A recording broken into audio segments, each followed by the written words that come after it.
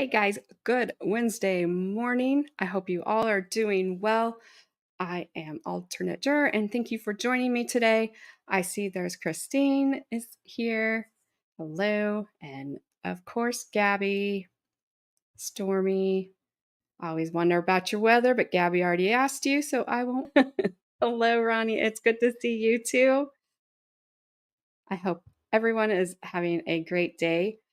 Just a quick update and then we'll get started. Can't take you down there, Ronnie. Um, Remember, I will not be doing a stream on Friday because of the baby shower this weekend. I did not realize that baby showers was such a thing anymore. So this is a thing. And I need to help my daughter-in-law, Dill, or Bree, as she's in chat, get ready, do some final preparations tomorrow or Friday. I'm off on my days already. I also wanted to give you guys a quick update about Cheyenne's surgery. She is okay. There were a few complications. It took a lot longer than they thought, but they got it done. I'm waiting for an update from Carmen to see what's happening because she's had a really, really rough morning. So just want to update you guys on that. And so we'll see. Carmen maybe pops in later. Yeah, Stormy, I thought about you. Enjoy your cruise. If you start to drown, Chrissy and I will be on the shore. Waving at you saying, we told you not to take a cruise. Just kidding. You're not going to drown and it's going to be great. So, all right, I'm going. They are a huge thing, Ronnie. I did not know. Like, we did like some pink and blue streamers and some cake and punch. Like, they're having a taco bar and everything. So, all right, I'm bringing Lauren up. She is here. Let me unmute you. There you go. Mm-hmm. So, welcome. I'm glad you're here. Thank I'm you. glad to be here. Just talk to you, and I'm excited about that. Gabby gave me the idea to just have you on, and I invited Ty to be in chat. I have no idea if he's going to be or not. He didn't say yes, no, or anything to that effect. So we'll see if he pops in or not. So. Yeah, let's see if he pops up. That would be great. So if he's here, he's here. And if not, we're just happy to be able just to talk to you and just chat. So we can get right into this calling done thing if you would like. Let's talk about it. Today is such a big day. Let me, do you want me to pull up this article or do you want, okay. Give me just 1 second. I think, as you pull this up, I have a very interesting perspective on this whole situation because of my involvement from the very beginning of Ty's case. And Colleen Dunn is such a pivotal player in what happened in this case. And honestly, it's almost unbelievable until you see all the things that happened, And I'm going to preface all of this with, this is my opinion and my experiences. Yep. I'm not here to talk shit about anybody for no reason, but it is fascinating. The woman is fascinating. And it's that's a word. Yeah. It's I didn't think this day would come where she would be rehired by Monroe County, by Dennis Ward. There you are. After being sanctioned by the Florida bar. Which is, yeah, I didn't either. Hang on 1 second. Guys, is my sound okay? I had turned everything down. I apologize. I listened to stuff before I come on and it blasted my ears, so I needed to turn you back up. Let me make this bigger. So this wants to scroll funny. Whoop. There she is. I can't get it to stop on her. My computer doesn't like her either. There it is. I always pictured her as being a blonde. I don't know why. Really? Hmm. Just in my head, she was, uh, older and blonde, and I'll leave it there. Well, it's funny because when I first went to, Key West for, one of, Ty's hearings, it was the first time I was in the courtroom, and I didn't know what anybody looked like, really, um, except for some of the police officers, but actually, at that point, I hadn't gotten much discovery, and I actually ran into her, Colleen, and Penny Phelps, and I think it was Matthew Pitcher but I didn't know who they were, in the elevator, and we all got in the same elevator, and they asked, somebody, I think it was Penny, asked, like, "What floor do you want?" I was like, "Oh, I'm not sure. I'm here for Franklin Tyrone Tucker case." And they all laughed Oh, and told me, wow. like, whatever floor it was, and then and I thought that was the beginning of me going, "What?" Yeah, 'Cause up until that point, I really thought this was a huge mistake. The amount of discovery I'd seen, I knew something was wrong with the investigation for sure. But I really thought, "Okay, we're going to court, Ty has some form of representation," or did he at that point? Yes, he did. He had a public defender, I believe, and, I thought it would all be cleared up. right. And that laugh on that elevator, um, really foreshadowed the situation. And then I know we want to get into this article, but I just want to give a little bit of the background. Then when I was in the courtroom, I kind of sat on the prosecution side because it's closest to the jury box where Ty was sitting. Because I haven't seen him. I hadn't seen him in like 20 years or something, so I Right. wanted to make At eye least be contact, there. Yeah. and this woman who I didn't know who it was, I didn't know as a prosecutor, literally stood, instead of sitting in her chair, which she normally would have done, in front of me so that I couldn't make direct eye contact with Ty. And if I moved, she moved. And I was like, I'm just an egomaniac thinking that this woman knows who I am and is getting in the way. I just thought it was in my head. It wasn't. Right. It Right. wasn't. Yeah, that's crazy. I mean, there It's was even text that we eventually received through public information request where she talked about me being in court and trying to make googly eyes at Ty. Like there's something wrong. Like I could never figure out. Well, I wasn't trying, and she had the bailiff. Gets worse. She had the bailiff come up to me and tell me to not make a scene. oh my gosh, she doesn't even, because you had? Like, based on what? Literally was talking to a guy who was flirting with me behind me. He was inappropriate. So he was entertainingly inappropriate.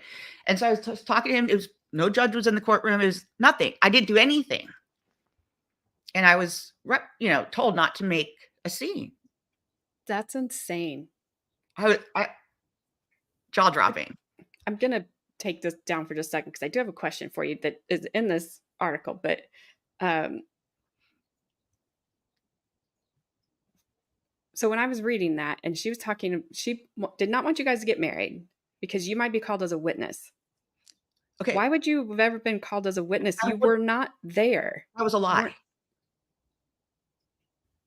So I didn't understand. I'm They like, kept, how on earth?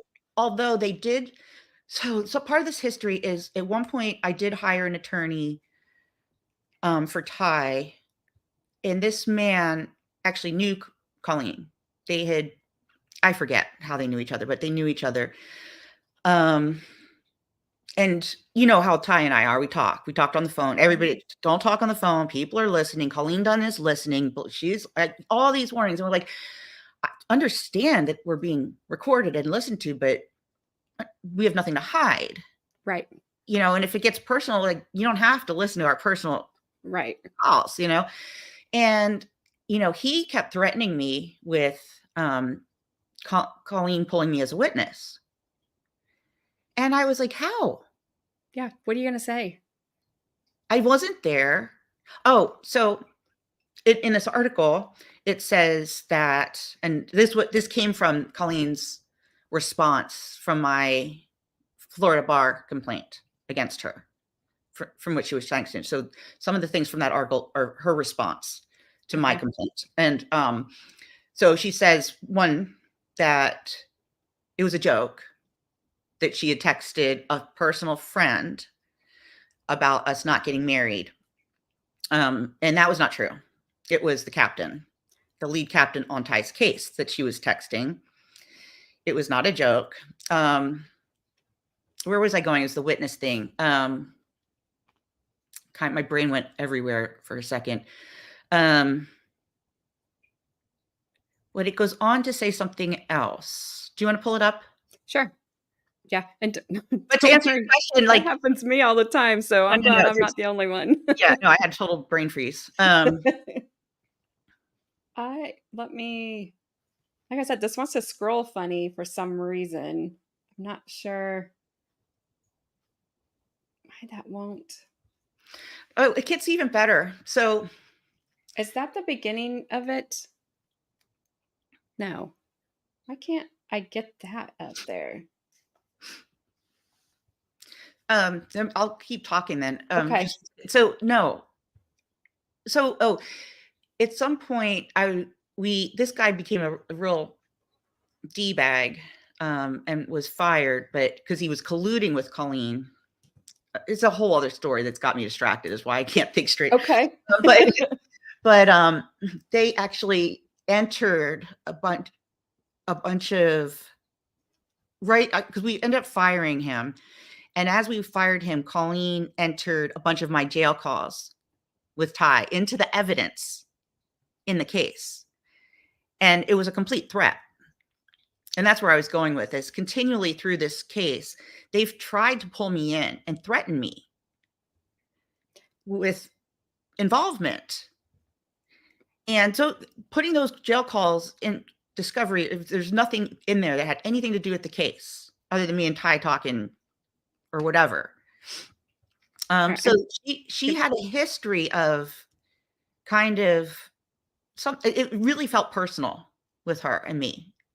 uh, yeah, It I was can I weird. mean, you can just read that on the in the article. Like, it's weird. Why were she's very focused So on here, you. yes. So here, and Kara Higgins. So this is how the story goes, because this background really plays into the lie that is in this response.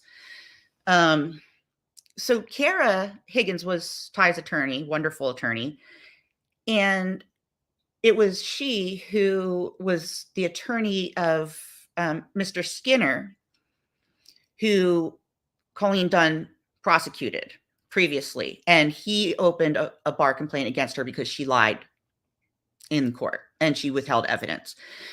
Kara was the person that Colleen Dunn lied to. So right as we hire Kara, the timing of this is crazy. The Florida bar calls in Kara as a witness in this case against Colleen,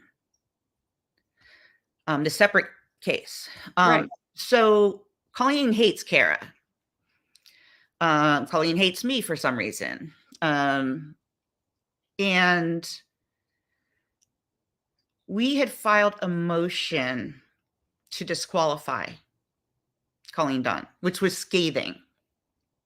It had all the juicy stuff that was going to have to go in front of the judge. When we filed that, literally the same day is when she denied my marriage, or Ty's marriage to me. Yeah, that's so crazy. Yeah, so it was, and the texts go to some extent, like, they start with, "I really hate this woman," referring to Kara. And Penny Phelps and Colleen Dunn are going back and forth about how Kara's lying in this motion to disqualify. She's all full of lies and all this stuff. Um, and then Colleen Dunn brings up the fact that Ty wants to get married, and she says, "I really wish I could stop it," kind of thing. And then, So, yeah, I'm sorry. Were you even in the state of Florida no, when? when this happened, Oh, and you were not talking to Ty at that oh, time. that's where I was going with this whole thing. No, I wasn't talking to Ty. That's the other lie. They say the reason that's my brain just came back. The reason that she said they could call me as a witness is because I had been interviewing people from the You case, witnesses, which was okay, old face lie. I think in the response she said or alluded to that I had talked to Paula. And that absolutely, I did not talk to Paula until I had permission from the court. Paula reached out to me on Facebook at some point, and I just, I was very careful. right. Which I did, says a lot about Paula and what Paula felt if she reached out to you first. yes, yes. Yeah, it was a lie that I was interviewing witnesses, and even if I was, that doesn't make me a witness, does it? No, and because you can't say what they told you. So I when I was reading, I'm like, well, how in the world is she a witness? Because if she was talking to witnesses, she can't say what they said. That she that there's nothing there for her to even stand on to say that. And then that's why I was thinking back, like, wait, they weren't even speaking. You didn't start talking to Ty until he was in jail, right? Till you Correct, heard he got arrested. correct. So, like, there's nothing here that they keep trying to connect you. There's nothing to connect. And this is one of the things, like, when people are kind of being judgmental about me not going to the trial or wondering why I didn't go to the trial. I don't feel safe there. Yeah, I don't blame you. I mean, I really don't.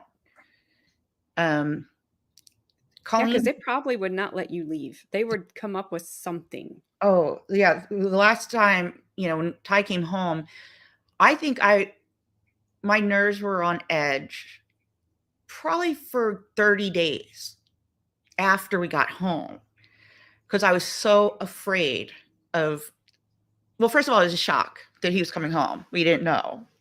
I thought I was going to get married in jail. Right. And Okay, so I have a question before you go. How did you get him? So most of the time anymore, people that are charged with those charges don't get bail. His bail was really high. But how in the world did you guys pull it off for him to travel across the country while he well, was out? so this is what happened, and this goes back to this whole Colleen Dunn story. Um, there were three hearings. I was out there for and to get married.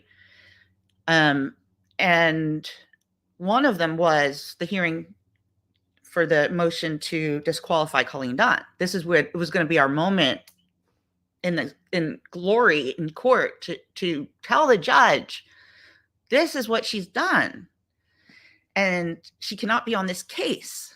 You know, on top of the fact that Ty's attorney was a witness in her bar suspension. There's a conflict there, we Right, felt, and right. we felt like there was some retaliatory behaviors happening. Which I could go into that as well. Another thing Colleen Dunn did. Um, so we, when we were there, they kept trying to, all of a sudden they were like, oh, we were open to setting a bond amount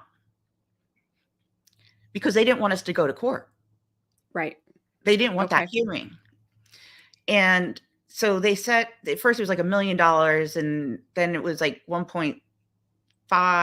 The number kept going. Like, as I said, okay, we can do this. And they Right. just made it so high at one point where I was like, I can't, this isn't happening. I can't do it. And so I won't go into, there was some miscommunications between attorneys and Tyrone and myself because I couldn't talk to Ty at the time, and they were the go between. Right. Somehow I figured out how to pull the money together for the 10% that I would have to put down. I think it was $250,000, a huge amount of money. Right. And so we have to go to the judge to get this approved. And the judge is like, well, does this mean we won't have to go through this little hearing about this disqualification? And he's Like like, and Judge Jones now, so he's like, grunting. Okay, I'll grant. And bond and he under, has to I he mean, has to sigh, you know. I was and like, so, yeah, and he's like, that you're gonna have to wear an ankle monitor. And so basically it was a miracle. And it was some of the best lawyering too that was behind it. And I forget all the details and it's lawyerish. So, but Kara and Jerry this is what happened. They agreed to remove Colleen from the case as well so okay, to so there avoid. was no hearing. Right. And so once they made that decision, Jerry was able to make some kind of emergency motion to request bond. That's what happened. I guess it wasn't that lawyerish, but it was good. It was very good lawyering. It was them not wanting Colleen exposed because also the press was there. We had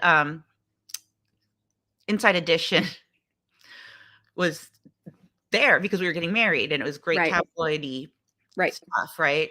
And so we have the cameras in the courtroom, we're ready. And I told them, I was like, I think Ty and I both kind of agreed, we don't want the bond, we want the hearing. Right. But I don't blame you. the lawyers wanted, they kind of talked us both into doing that. But we both wanted the hearing, more than the bond, which seems Yep. crazy. But No. yeah, exactly. Because we thought it'd be over. Right. Yeah, you weren't going to need that bond because how can they not see through this? And in retrospect, we probably should have had the freaking hearing. Yeah. Ty, Maybe. that's the other thing. It's like, Ty being on house arrest for as long as he has been, 4 or 5 years or whatever it is at this point. People and the judge would always make comments. Oh, Ty's got certain liberties. Like, and when Ty considered himself, said he's incarcerated, the judge says, I guess that's what you mean by incarceration. He is incarcerated. It's not a happy life for him. Right. It's horrible. Yep. I think that gets overlooked because he's not in jail. Right. But he is in a sense. I think it's worse in some ways for him. I don't know that he would say that, but knowing Ty throughout this time, I mean, he almost seemed happier in jail in a way. I think it must be horribly, horribly frustrating to be out in the world, but not be allowed to be out in the world. It's right outside your door, and if you walk out, you're in trouble. It's a bigger slap in a way than like, Yeah. okay, I'm behind bars. This is my routine. This is my thing. It's horrible. And jail is not a happy place for him. I'm not trying to say that, but it's just weird. It's a weird dynamic. No, I get it. I can only compare it to, and I haven't experienced this, but I watched Carmen go through it, only for 6 months, but because she started having seizures, so she couldn't drive, she couldn't work, she couldn't do anything, and I watched her mental health decline. She was just it wasn't good. Somebody could pick her up and take her to the store. Somebody could pick her up and do those things. But towards the end of that time, when she was, everything was cleared and things were like, okay, you can drive now. You can do these things now. She didn't know. She said, Mom, I'm getting to the point where I'm scared to go outside. I don't want to be around anybody. And I said, that I get it, but you're going to have to. Yeah. Because now you've been isolated for so long. Even though, she lived with Cheyenne, she was up in Indianapolis, so I didn't get to see her that much. But I would, go up there. But, we could at least take her out, but it wasn't the same. She's like, I am stuck in this house day in, day out. And so for as long as he's been stuck in the house, I cannot imagine what that has done to him. Nope, because it's bad. We all think, oh my gosh, I'd just love to be stuck at home. But you're stuck at home and you can leave if you want to. when you're stuck at home and you cannot leave, it's completely different. And I don't it's hard to explain to And no, people. and the only way I can understand it is and it's so not the same, but, during COVID, that changed me. That little bit of, like, you're not allowed to you shouldn't be leaving the house kinda Right. thing. Mhm. I still am, like, in self-isolation. It's hard for me to leave the house, and part of it was, like, okay, Ty came home, and I stayed home with him. I kinda altered my life in a big way at first because I just wanted to be with him, and then COVID happened, and we were all stuck in the house, Right. and, yeah, it's still very hard for me to I definitely went into a depression, and it's really hard to get out of, and my profession is in, you know, health and fitness and knowing how to overcome depression, and, like, I know everything, more than everything that I Right. need to do, and it is Yep. still freaking hard. It's hard when it's you. Yeah. It's Yeah, I told Carmen the other day, I said, "I'm gonna tell you something, and I know I haven't taken my own advice." And she's like, "It's really hard to take your own advice, isn't it?" I said, "It yeah, is. it is. It's really hard, and we don't do it." But I know, like, COVID changed me. I don't my husband and I, like, we were be out and about all the time, and now I'm just like, I just wanna be home. I don't need to go do I mean, we go do a little bit of stuff, but it's not anything like we used to, and I'm like, I'm good at home. I just like being home, and but I can still leave, so it's just it's different, Yeah, and I feel for Ty, I do. I mean, me personally, I think I'd rather be at home than in jail, I but know, yeah, of but course. you at least get to do things, you go to whatever they do, go outside. I mean, is he allowed? Can he go sit outside? Can he like He can't take out the trash. He lives in an apartment, and he has to walk across the street, basically, kinda thing, to take out his trash, and he has to get permission to just do that. that's crazy. You'd think he He would have like a he an can walk area, down the steps and be right in front of the apartment building.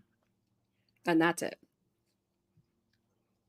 But, okay, and not to be critical, I mean, he would be allowed to get a job. Oh, okay. He would have to get permission, he'd have to check in, but he could go to church. I mean, he has things that he could be doing to get out more, but it's just like you're talking about your daughter. He doesn't. I'd want to. Yeah. It gets to you. Oh, check this out.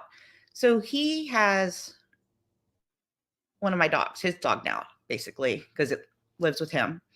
Um, I went to pick him up and, do a little quality time with the doggy, and I brought him to my house and let him out of the car, and he was terrified.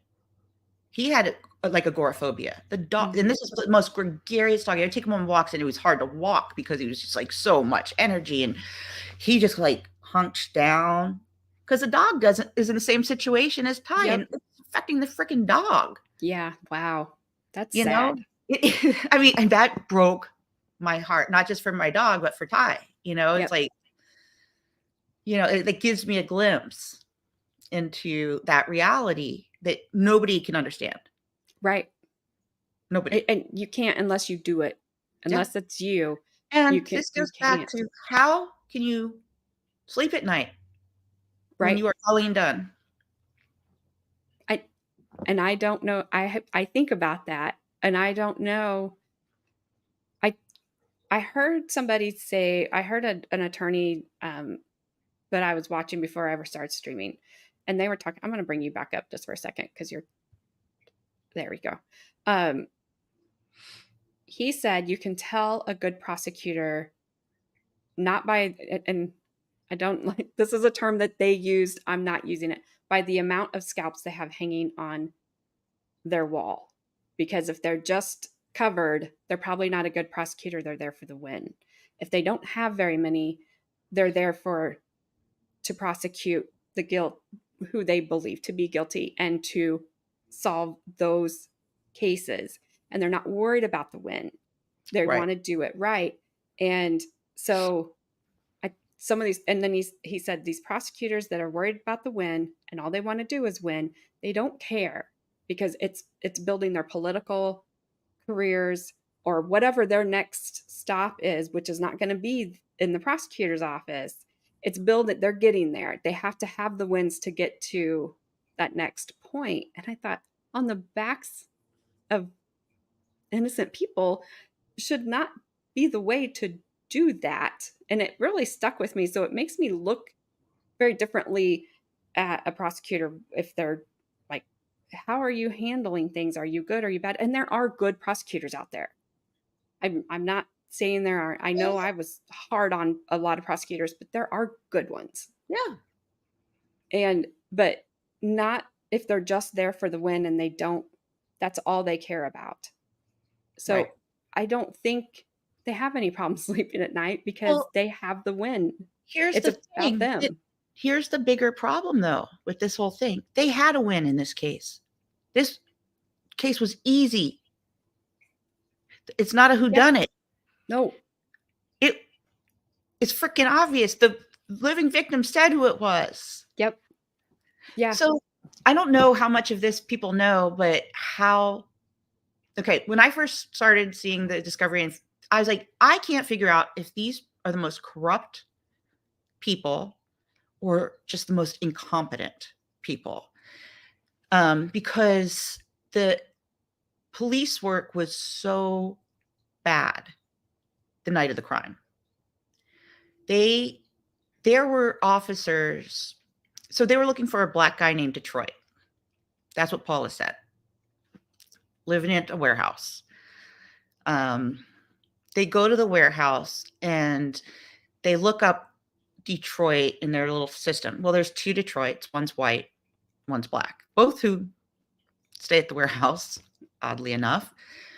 The white one is in jail at the time. So it goes over the radio. Oh, the Detroit that we're looking for can't be at the warehouse. It couldn't be him because he's in jail. Not checking that his race when they're Right. looking at his. And there's cops who are like, no, there's a black guy in that warehouse right now with a pregnant girlfriend that goes by Detroit. And we had a domestic dispute a few weeks ago here. This cop's saying it. Nobody's listening to him. Nothing's done about it. They literally, the cops are with Travis taking things into his truck that night. The cops talking to him, brown curly hair, so Yeah. tall, putting things in a truck, trying to get out of town. Not suspicious. Nope. Not at all. And at first, Travis says nobody's in the warehouse. And then he says, well, actually, there is a guy with a pregnant girlfriend who goes by Detroit. Says it right in front of Penny Phelps. They go as they're knocking, somebody's knocking on Rory Wilson's apartment door. One of the cops, as they call them, everybody off that scene because it's a dead zone. Because David Gross, Detroit, the white Detroit's in jail. And everybody leaves. I mean, and there's a cops saying, what we need to go back to the warehouse. Right. Right. I have the body worn camera of this, and which was kept from us for a while. And the first versions, you couldn't hear all the audio, oddly. But then we got other versions, and oh yeah, there was cops there who knew what was up. They don't work for the department anymore. I was gonna say, so there was good cops and they left because they saw the writing. Like, I'm trying to tell you to do a job, and I'm trying to tell you they're right here, and your guys are acting like you can't hear me. I don't know why, what happened there. I don't know what. I know that I just don't know. And there's a lot of questions I have. But from the start, the investigation was terrible. And I think a lot of that was just incompetence. And I wonder, it's like, okay, this is where I was going. Even though they messed that up, they get Rory Wilson. Right. And Rory, they interview him and he's like, dude, I wasn't with Tyrone. I was with Travis. Okay. How easily would it have been to go get Travis, interview him? But no, instead, why are you forcing this Tyrone story on Rory when you have at You have least them. one of the suspects? Yep. You know, you have him. Yeah. And it's going to be, I would think that's an easy case. Right. If they just had Rory and Travis, this case would have been done. Yep. And Why? that's So why why? I asked Ty, like, what'd you do to get on Penny Phelps' radar? And I think he's got what, 2 misdemeanors or something. I mean, it's not like he has this record a mile long of stuff that he's done, crimes that he's committed or anything. There's nothing there. No.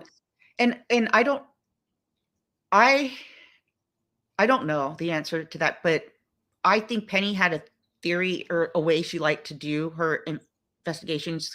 She learned this read technique and she thought she was an expert. And it's really good if you have 3 people and somebody, because in some of the conversations that were recorded with her and that we found, this is your weak link. She kept calling Ty the weak link, like he's the one who's going to crack. And then he was like, and he didn't play the game because he wasn't he involved. didn't do it. And Yeah. part of the read technique is if a person doesn't respond in a certain way, they're probably innocent, and you can't use the technique on them. But she didn't do that. So I mean, at first, I mean, the only thing I can think is that she really was just trying to set them all up. But why it was, but that would make sense to me if she used him to get information about somebody else and blah blah blah blah. But to the truth. But no, this was Ty. This is Ty. Ty did it. Ty did it. Yeah, and Ty I don't did it. understand that. And all they had was him paying his bill at Metro PCS with Rory 3 days after the crime. Right. And then they saw his Facebook page. I mean, Ty, brings it Which up all is the time. ridiculous. That's That's what they not a had. mask. That's not scary. That's paint, and it's ridiculous. And then, so in deposition, Matthew Pitcher's deposition, he says that, and this goes back to our topic of Colleen Dunn, that they interviewed Ty and let him go because they didn't have probable I cause. didn't have anything. Right. And then they made, after a long conversation with Colleen Dunn and Penny Phelps, he was instructed to arrest Ty. And what came of that long discussion was the lie about Ty threatening April Walker, Rory's girlfriend. And then had that witness tampering charge. I cannot see him threatening anybody. And I just can't. And then maybe No, it's I just can't. that was not a true story. I mean, it just Yeah. wasn't true. I know he can get mad, and he has said, I've got to, I get angry, but I've not seen him. He didn't like fly over at Mansfield during court and, take him down. He didn't do anything. He just like, okay, this is all right. You're going to say this and I'm going to have to counter it. And then when he couldn't, he was mad, rightly so. But I've never seen anything out of him just in the, I don't see him all the time, obviously, that just led me to believe that he would threaten anybody, let alone a pregnant woman who he had been helping her during, they didn't like each other, but he was helping her during the hurricane, like, and she's pregnant. He would go get her toilet paper. He would get her prenatal medicine, vitamins. And, obviously I wasn't there. I'm hearing it from Ty, but right. That sounds like Ty to me. There's no reason Right. for me not to think that that's the kind of guy Ty is. Yeah, and he has a temper, but it wouldn't come through like that. Right. If it's pushed, you see angry Ty, and me too. It's okay. Right. Anybody. So, but just to flat out go and threaten somebody, no. And like you said, and a pregnant woman, no way. But why go? The thing is, why go? And here's the other thing: the pregnant woman wasn't just a pregnant woman; she was an accessory after the fact. She was seen disposing of evidence. Right. I forgot about that. And that's why Rory ended up implicating himself in Ty, is because Penny threatened to arrest his wife or his girlfriend if he didn't implicate himself and Ty. And what a horrible position to be put in. I You send almost that's the other thing that when I her first watched those interviews, and Rory is not a good person, I can tell. I get a vibe that he's not a great person, right, but I was really he did come across genuine in talking about who he was with and, his relationship with Ty, let's just say. He definitely, it didn't seem like he was covering up for his buddy, or he's like, that I know the man can lie through his teeth, but that did come across genuine to me when I watched the right. interview. And it also matched the evidence. I was with Travis. Well, there's a picture of him with Travis. So, And hello, police work. Travis's interview is weird. He just looks like he looks scared. He looks caught. Deer in headlights. Yeah. And just, what do you want me to say? I'll say it. Without saying that, it was basically, what do you want me to say? I'll say it. And he did. And what the weird thing about Travis during the trial, and I don't know if you saw it, because I know you would pop into Court TV or whatever chat. It's like they thought, the chat thought, okay, we've got two people that have drug problems or have what have you, but they're just automatically gonna. They were like, but I believe Travis. I'm Let like, me ask you, why? let me ask you this. What made everybody think that Ty had a drug problem? Nothing. It was just, that's what I was telling. That's why I was saying to him last Friday. Did it wasn't said, but it wasn't not said. It was just I the think way they presented him and the treehouse and everything. So if he was there, then if you're only there if you're getting drugs. So why would you be there? Why would you be around those people if you weren't doing drugs?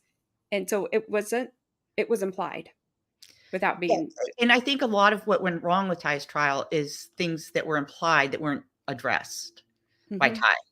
And I'm not criticizing for it. It's easy to do, easy to. Right. That's not, and it's super weird when it's yourself. Like it would look weird if he's kind of like, I'm not a drug addict. I don't know. I Right. can see how that's going to be weird, right? Yeah, But because, oh, okay, well, that's what all drug addicts say. But I'm not an addict, exactly, so exactly. you can't do that. But that part is very frustrating, especially in the chats, because I've never. I mean, I'm not going to say Ty is an angel and has never tried drugs before. I wouldn't say that about myself either. And he and I are both pretty honest about that. I'm not a drug addict. I've never known him to be a drug addict. Um, I've never seen him exhibit any kind of behavior. I mean, and mind you, I hadn't been around him in 20 years or so. So, I Right, mean, he very well could have had drug issues in the past. I just have never seen it. And right, I've talked to friends about him in that regard too, like, who have known him through that time, and, like, you know, never had a problem with drugs. right. And Um, he's just like you said. You guys are very honest. You guys are like, here's our book. Open it up and ask what you want. What do you want to know? yeah. So I think if he had it, he would say, "Yeah, I had a drug problem." Because at the very end of after the mistrial was declared, he made me laugh because he's standing outside the courthouse with that reporter, and that reporter says, "Are you clean now?" And he just stood there, and I was like, "That's a no. That's a no." But then he was like, "Well, I do marijuana, and it's legal where I'm in Oregon." I'm like, "Okay, fine, His friend great, his friend who was at part of the trial, he got so mad at Ty. He's like, "Doesn't he know the cops are gonna come in and try to raid his hotel room and see if he's got weed?" And blah. It's like, why would well." he say that? Yeah, I got But he's irritated that just he said, honest. yes, yes. He just was honest, and he answered honestly. It Well, and made the me. funny thing is that we didn't know, but I talked to him about it later. Is like he and the interviewer were talking during when they weren't on about how weed is legal and everything's legal here in Oregon. And yeah, in Right, Oregon, like it's done poorly the way they handle it, and it's caused horrible problems for Portland. But it is personal use is legal. So they were having this conversation about how crazy that is. And so when he brought it up, they already were having that conversation. Mhm. So it made me put it in perspective for me that, that wasn't just out of the blue. Off the cuff, yeah, Yeah, but it just exactly. made me laugh because he It's just funny. the pause was like, "Okay." You told on yourself. Because it was kinda like his wheels were turning, "Do I wanna answer that, or do I don't wanna?" Well, But it's like, just answered it. I think people like me and Ty, um, for me, it's, I, lying sucks, and I think you see it, and maybe because maybe I'm very empathic, and I know I can generally tell when people are lying, and it's sad and weird and awkward, and I think I just don't like that, and I don't ever want to come across like that. So it's easier to tell the truth, even if the truth is kind of ugly, I you know. I always tell people, like, it is hard for me to lie. I don't like to. So I will just tell you I'll just tell you because I'm not gonna feel good about it. And then I'm gonna think, well, they know I'm lying Yeah, it anyway, just because I'm not creates. good at it. Oh yeah, So just what is it? Now I know people that are really good at lying and me too, Colleen Dunn. Sorry. I didn't mean to yes. interrupt. No, that's actually that's funny. But yeah, I mean, there are people that you watch them and they can just it just rolls off their tongue and you're like, "Can I trust you at all on anything?" Because if I'm a person that's in your life that you're not supposed to lie to me, but I watch you just say whatever to whoever else and I know you are lying. Am I a fool? Because am I blind to the fact that you might be lying to me? Are you never lying to me? It just makes me go, I don't know what you're thinking. And I just if once for me, once trust is gone, it's gone. I Yeah, can't come back from it. I know, it's really hard for me too. And I don't necessarily like that about myself because I want to be um I don't know. People my kids are like, "You're too nice." And I'm just like, "But when I'm done, I'm done." And then I don't feel very nice at all, but I can't come back from it. There is not anything that I can make myself do to come back with that person. If it's and I never know when that's going to happen. I will let people push me and push me and push me and then all of a sudden it's like the switch flips and I'm done. And I don't want to talk to you. I don't need to talk to you. I don't I'm the need you to same. explain. I'm the same way, and I think part of the problem that because it's kind of a problem, I think, in our personalities. I see it as a problem in mine. I guess I've been exploring that in myself, but I think because I do let people cross lines over, and I'm cool, I'm cool, I'm cool. Mhm. I think, and it's not like a conscious thing where I'm like holding resentment that whole time, but somewhere inside that is Right. happening, and so and then there's a snap, and I think it's really hard on the other person because they're so confused because they didn't know that they were crossing lines necessarily, all those, that it had that Right. effect, and then, like, because I've had many people in my life who I've gone to that snapping point with, and I know they're very confused by my Yeah. actions, Cuz I and can't even tell you when it happens, you're not really going to get an explanation from me. You're probably going to get just a very short answer about something and then I'm going to walk away from you and I'm not coming back. yeah, And so yeah, that even makes me feel worse about because I don't even if they have pushed me to that point, I don't want anybody to feel like, well, what I do? Because I in my mind, I'm like, well, maybe you should know. Really? You didn't know all those times, for years or months or what a they don't. week? I don't know. I just never know when that time is up for them. So I feel your pain. I mean, it's not anything I'm proud of, but it's just there. It is part of me. And, uh, No, my inner Rocky doesn't come out. Maybe Lauren's inner Rocky comes out. I'm from Philly. Yeah, she is from Philly. I'm from Nebraska. So I could throw some corn at you or something. I don't know. But I don't have an inner Rocky. But So back to this Colleen Dunn thing. So I kind of because so I wrote this huge bar complaint. So there's the first one about the marriage, and she did get suspended for that. Then I wrote another one, and it was scathing.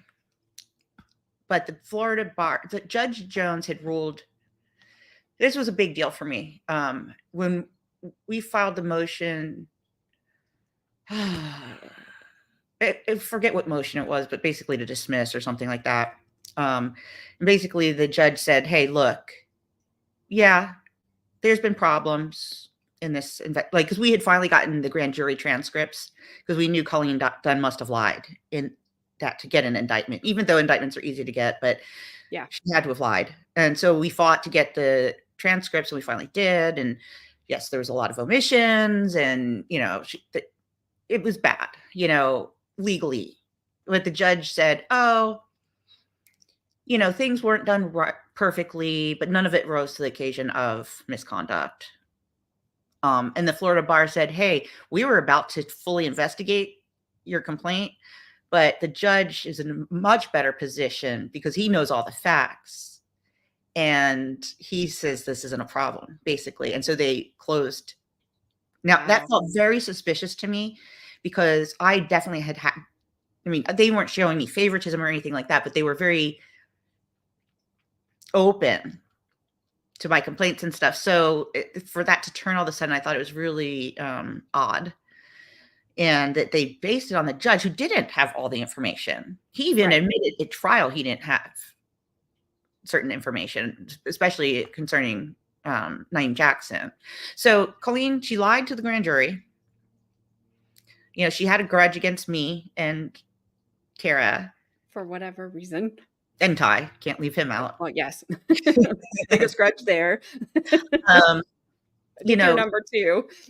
she lied at the Arthur hearing that we had initially to get Ty bond. That's where he was denied bond because there's this jailhouse snitch who Colleen Dunn said was just a concerned citizen. He had no reason to blah, blah, blah.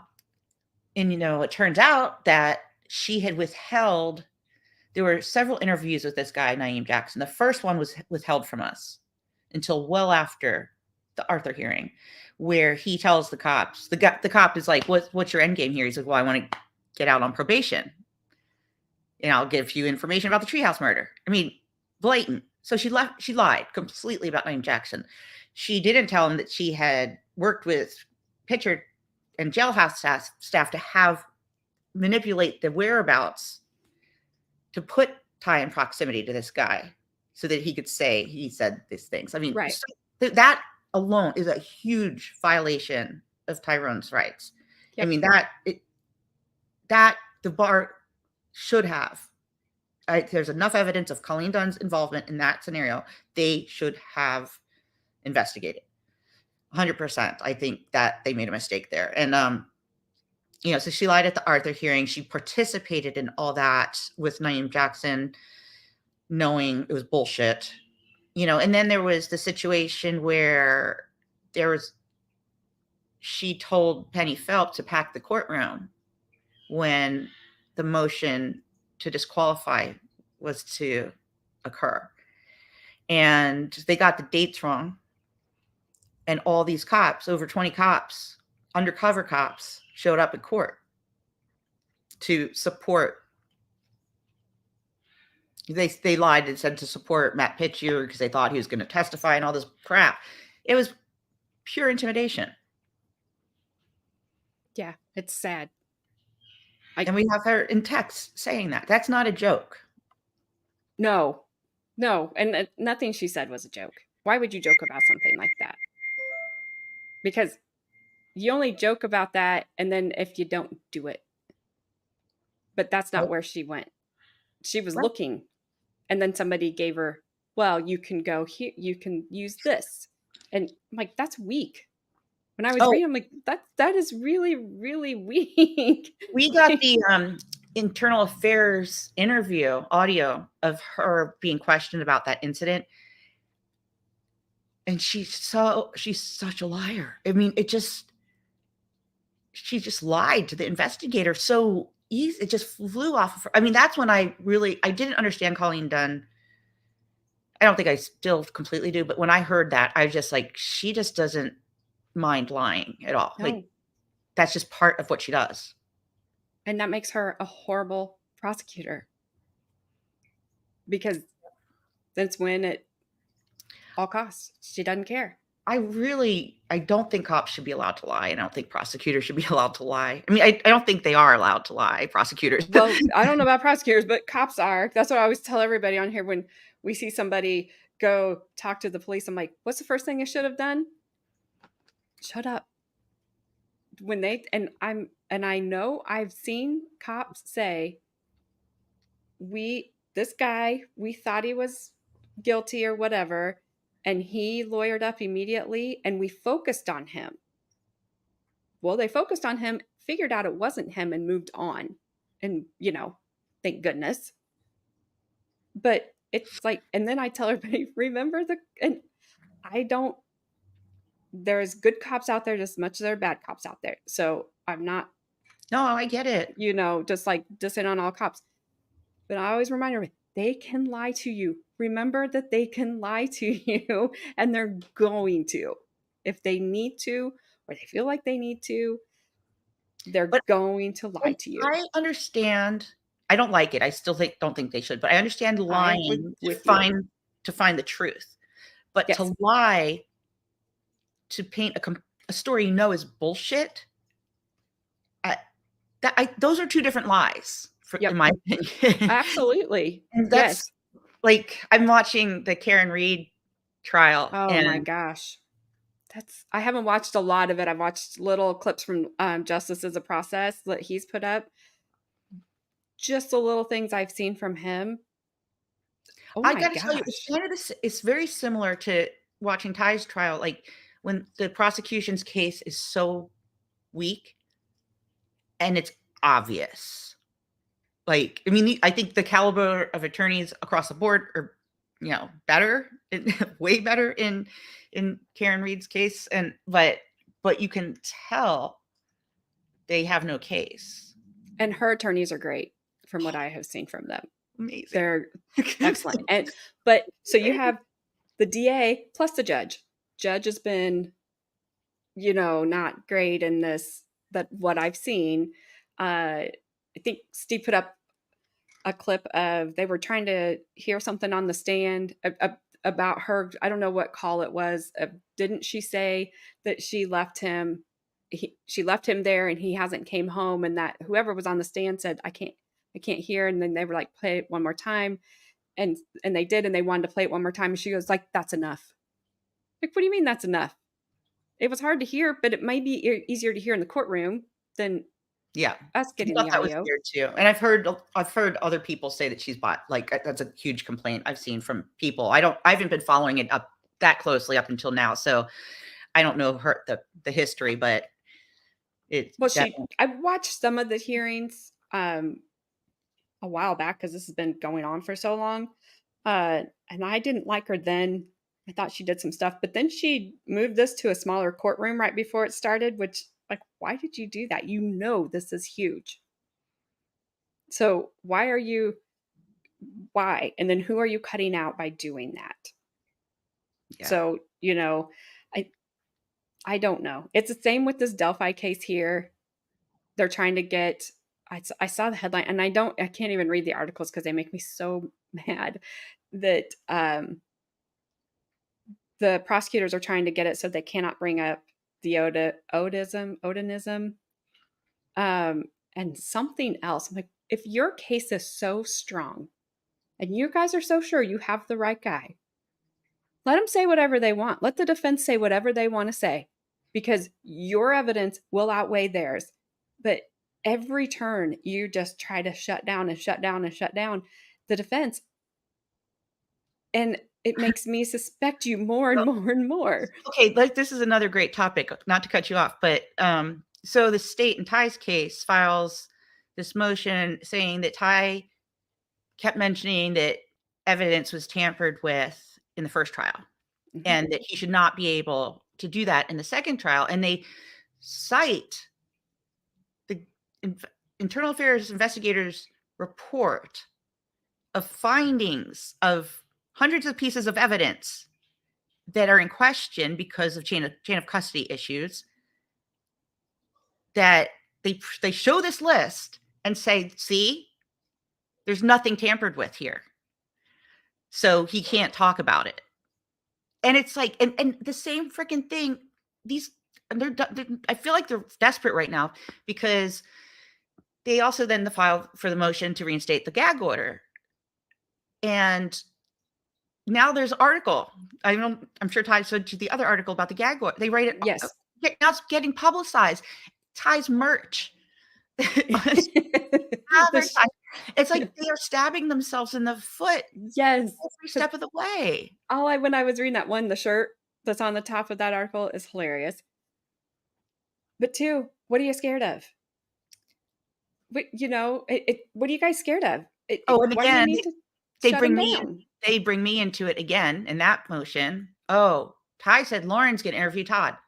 So now I'm in trouble for something I didn't even do? Yeah, you never did it. You just so what? I didn't even say I was gonna do it. Yeah, Or like, maybe I did, but I mean, I not I I don't don't know, know. but you didn't. It's not something I've So, done. And I was gonna tell you, so Stormy, started here because she lives down in Florida. She has friends that live in Key West, and I told Ty this too. I said, they're saying you're tainting the jewelry pool and this, that, or the other. They don't. They live in Key West. They didn't know who Ty was. I'm not shocked about that at all. Like, I mean, honestly, that's not I mean, obviously, it's not our intention. It's to taint a jury pool. Right, It's to expose the truth. right. But So, they're not reporting on it. The media's not going, hey, this is what Ty said today. right. So these guys, they're not aware. That's So interesting. he's not tainting the jury pool in any way. Well, And like they're saying that these streams are doing. um, I think George had said something about, like, why what's the motivation for the prosecution to continue? I did see that. Um, Oh yeah, right and there. I wanna say I think today I think it became personal when I got involved, because without me, none of this would have come to light, and they knew that they made mistakes, and they just wanna double down, double down, double down, and honestly, what I heard from the beginning, when I was asking why, is that Dennis Ward, it's win at all costs. He has to win.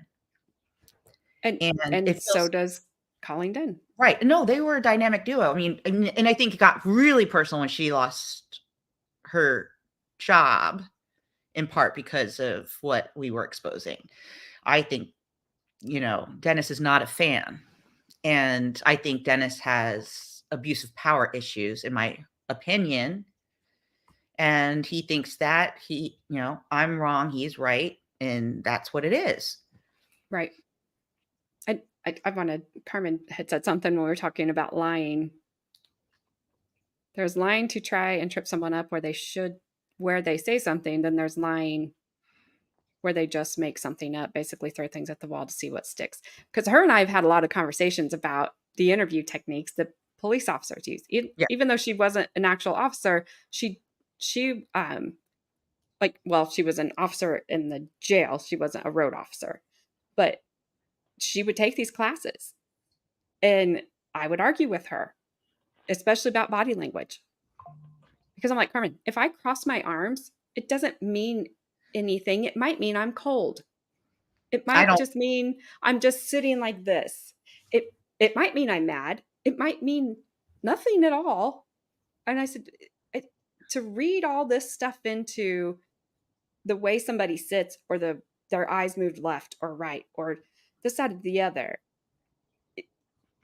People are Well, people and everybody yeah. acts differently. According to the body language and eye movement stuff, I am a complete compulsive liar because I do all the eye stuff that liars do. So I mean, I have trouble. I watch pathologically watch interviews, police interviews in my spare time. And because I'm fascinated by the cops and their approach and, and the people being interviewed, how people lie and, what turns them, when what makes them ask for attorney, what makes the, it's just all very interesting. But to say you could rely on like one aspect, like body language is terrible.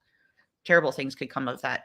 Oh, Yeah. I want to get back to the thing about from George, because I think that the fact that Dennis is bringing Colleen Dunn back speaks to why they continue to prosecute this case. It's personal Yeah. Yep. Yeah. because, you know, she did very wrong things in her career. And And Ty's case isn't the only one. which is and who knows, Thomas Skinner's isn't the only one, No, it you can't. know. That's the thing It that hit. That's what hit me. Like early on, I was like, the extent that I see things wrong in Ty's case, I did in the beginning. I was like, this isn't their first rodeo. right. And that's sad. Who's there? Who's there that shouldn't be? Ugh. You know? It just uh well, Gabby, you answered the question. Stormy asked who the judge was, who the new judge is, and Judge Morgan. Is Well, that correct? it's also telling that, the state put in that emergency motion. I didn't know what that meant exactly, so I did a little bit of research. And basically, a judge, if he deems it an emergency, should respond in 24 hours. Oh, Um, well, he hasn't, correct? no. So So I'm assuming that he doesn't deem that an emergency. And so I think it's kind of telling that the judge I is buying it. Well, he presented no legal argument in that. well, like you said, he pointed to nothing. He just said he When, basically said, "Ty's being mean to me." Like well, he said, "Ty and Lauren are being mean to me, judge." Okay, well, where? Where were they mean to you? You just said they were being mean to you. You didn't say they said this on this date at this time to this person or what have you. You didn't say anything. The only thing they cited was you maybe going to talk to Todd O'Quinn, and you didn't. So, and it's like try again. there's nothing wrong with me doing that, actually. Oh, I have a right to. right. I I mean, think they were trying to tie back that Ty was using you to get information to Todd O'Quinn. I'm like, well, but he doesn't need to use them to get information to Todd O'Quinn. Todd O'Quinn has his story, and he's, as far as I know, has stuck to it's not Ty. yeah. So doesn't need to get anything. He doesn't need to get any info over to him. So like you say this or you say that or what I have mean, you. honestly, my motivation in doing that is Todd is funny. I mean, he's actually, I don't know him that well. I obviously like I've talked to him a handful of times. But when I first did talk to him, it was really a great conversation to hear his perspective. And just he's a very personable person. I think it would be entertaining. It really came from an entertainment perspective. I mean, of course I want to share the truth, and Right. there's interesting facts. The Right. Todd thing is very interesting, and it wasn't brought up in the first trial. I think people would love to watch it. That Well, was my yeah, interest. Gabby, when we were watching the first trial, I didn't watch the videos. When I had no idea Ty had a YouTube page out there. I don't have Facebook, so I've not seen that. But I'm like, oh my gosh, this guy has a YouTube page out there. And then I shared it on stream. Gabby went over there and she's watching everything. I'm not watching anything. I just want to see the evidence that's coming in. And she's screaming Todd O'Quinn at the top of, he needs Todd O'Quinn. He needs Todd O'Quinn. You need to go see what Todd O'Quinn said. And I'm like, I will, but I don't want to yet. I will watch after this is over because I want to see what they're bringing. And I'm still waiting because when the DNA came back, I was like, they don't have anything. It's There's interesting. nothing. It's interesting too because when Todd was in jail for a while, and when he was released, he did connect with me, and we had a fun conversation and kind of talked about, oh, we should do an interview, and kind of playing back and forth, and he says, he's consistently told me he hasn't looked at anything about the case. He purposely hasn't, because he doesn't want his mind shifted from something that he might see. And yeah, I think he's a little hesitant to do an interview for Yeah. those reasons. Like, And I I think, don't blame him. right? I I think don't either. if he wants to, if he's going to be, if Ty's going to be able to get him in to court this time, he needs to come in as clean as he possibly can without saying, well, without them trying to pull what they did with Paula. Well, how much money did Lauren give Paula? Yeah. And Well, they got to stop that nonsense, because I mean, I'm sure they're going to try to do that anyways. I mean, I've just said I've spoken to Todd, so obviously, right. I'm bribing But him left and right.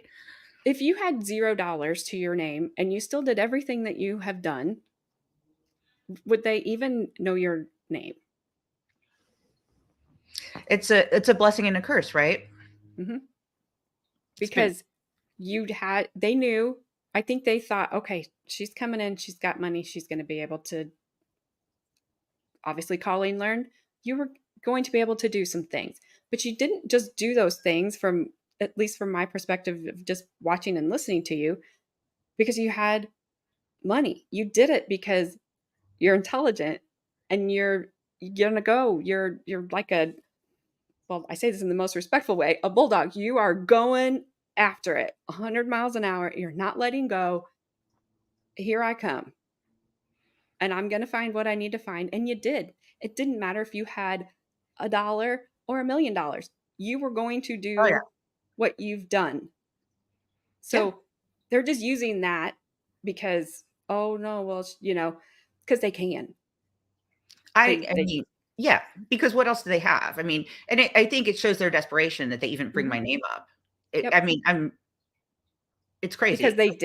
they did not bring it up until Ty was on the stand, and then, oh well, your Well, wife's a because millionaire. the judge Oh, told him he couldn't, who cares? and then he Yeah, let him do it at the end. That was not cool. no. And for And that me, was when I'm watching a trial and the prosecutor starts attacking things that don't have anything to do with the trial, I'm like, you don't have anything then. I don't think you have anything, and you haven't convinced me you have anything, but now you even showed me more you don't have anything because you're attacking somebody that's not here. And there's nothing to say that any of this has happened at all. Or like I saw a prosecutor attack the defense attorney's mannerisms and how she did her defense. Well, she cleaned their clocks is what she did. And I'm like, you didn't have anything. You guys had admitted before court, apparently, I heard later, that you didn't have anything. Why you put this guy through it, I don't know. That doesn't make any sense to me. He said, it's the Matthew Moore trial. I know I talk about it all the time. Um, in an interview that Matthew Moore did afterwards, he said that there was a meeting with the lead detective, the prosecutor, and his defense attorney. His defense attorney and the lead detective, the lead detective told his defense attorney, "You're going to clean my clock. You're going to make me look like a fool in that courtroom." And they were laughing about it because she was like, "Yeah, I am," because he knew he didn't have anything. And I'm like, why are we here? Why are we well, wasting time and ruining people's lives? Because even found not guilty, there's still, even if you're just arrested and you're guilty in people's eyes, I know I've said that 100 times, and it doesn't matter If you're let go with no charges, one, that won't be on the front page. Or if you're found not guilty, it doesn't matter. There's always that half. You're guilty forever. Yeah, it's sad. It is, because they just don't care what the evidence says. So I don't know. I get frustrated. Well, I know Kara and Jerry spoke with all the different prosecutors that have been on this case, and like, what are you doing? You know, asking what are you going to bring to trial? And they all admit this is not the best case. It's not my decision. I'm doing my job. So they're, and some of them would say some of them left the job Right. because, and I can only assume it's because they didn't want any part of this shit show. Because there was like, I was reading an article that was talking about, like, it was kind of like everybody left almost at one point. And then that brought us Man's, Mansfield, because that's when I read that he was a former judge. I'm like, what is happening? He should never, ever be a judge, ever. I think Alvarez left too, the other attorney. I keep forgetting. I wanted to look that up and I keep I forgetting haven't looked it to up. look it up, Rumor, see if but he's still listed. But, um, oh, hang on. well, that was the thing. We were talking earlier about if Dennis is trying to get done to try this case, and I don't think he legally can. But I did occur to me that Mansfield doesn't want to be center stage on this again. No, no. You I, know, I think, his little whiny crap about the death threats at the end of the last trial, which I get. I don't I don't want anybody to get those. I don't want them. They're horrible. You never know. But it was so whiny. And then he just seemed it's like, Mansfield, you've made your bed. Now you got to lie in it. This shows you were a horrible judge. And I don't feel sorry for him at all. I think because to me, that mistrial was a win and it was a huge loss for him. oh yeah. And I know it crushed his ego and he deserved it. Well, that's the thing. It's like, okay, you're gonna take this to trial, even though you know you shouldn't, Yeah. but you do. Pay the Yeah. price. Be a Yep. man. Yep.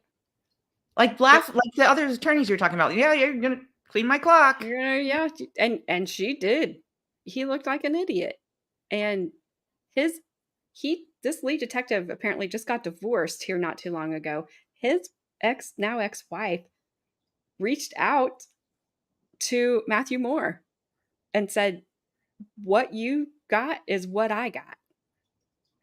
He's a horrible person. He's not good. He lies. And I thought, that's a lot for her to reach out to you to admit.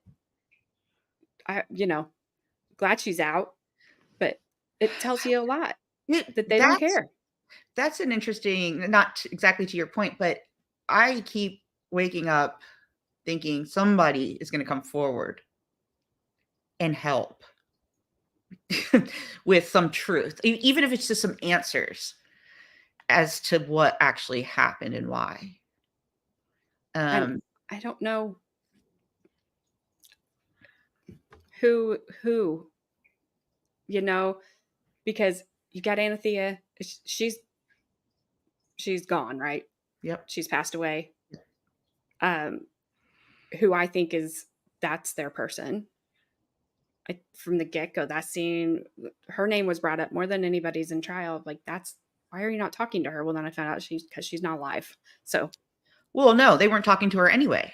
yes. And then talking to you guys, it's like, well, they weren't ever talking to her. So I didn't understand. I don't understand. She had the answers, and they could have even saved face of after she passed away, maybe come back around and be like, you know what, we were looking and we've got the wrong guy. They He know that. wasn't here. They know that. I know they know, but they don't want to admit that. But they could have just been like, "Oh, oops, Yeah, but we apparently have the wrong guy." whatever she knew is something that would get somebody in trouble, and that's why we're here. Is my suspicion. And I suspect that here's my other suspicion that Travis also must have known something that, and he might not even know what that is. He's, Yeah. he's special. Yes. Um, and, and I say this because why was he so protected? Like, I don't think he was a CI or anything like that. Right. But he was protected. Um, and, and I think he was protected. That's the first thing I thought. Like, the way I looked at it initially was like, two people here are being protected. Why? And they must know some. Oh, and the other thing about Travis is that, they never preserved his phone records. We Which have is all the crazy. phone records except for Travis's, and that would be telling. Now, the thing we do have is Rory's, and so I know when Travis and Rory were communicating.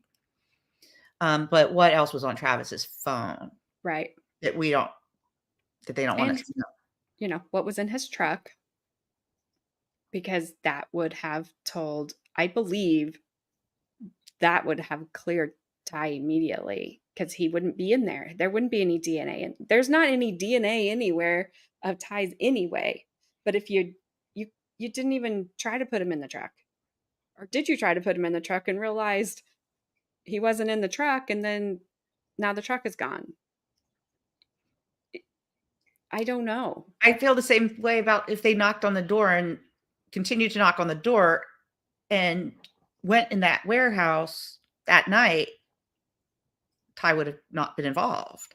Right. Case would have been solved. There would have been bloody clothes in there,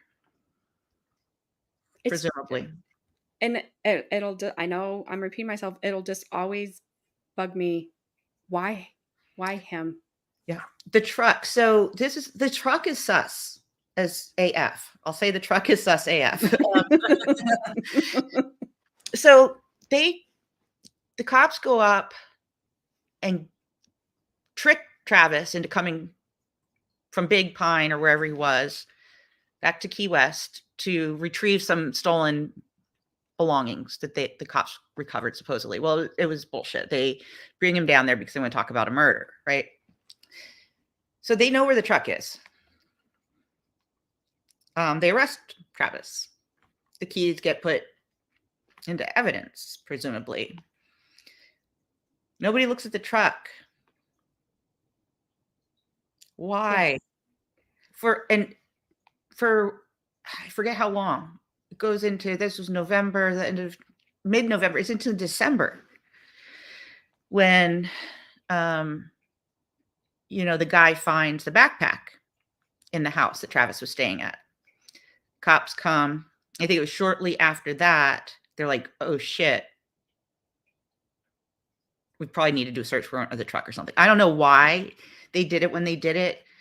I know there was some chain of custody issues with the keys.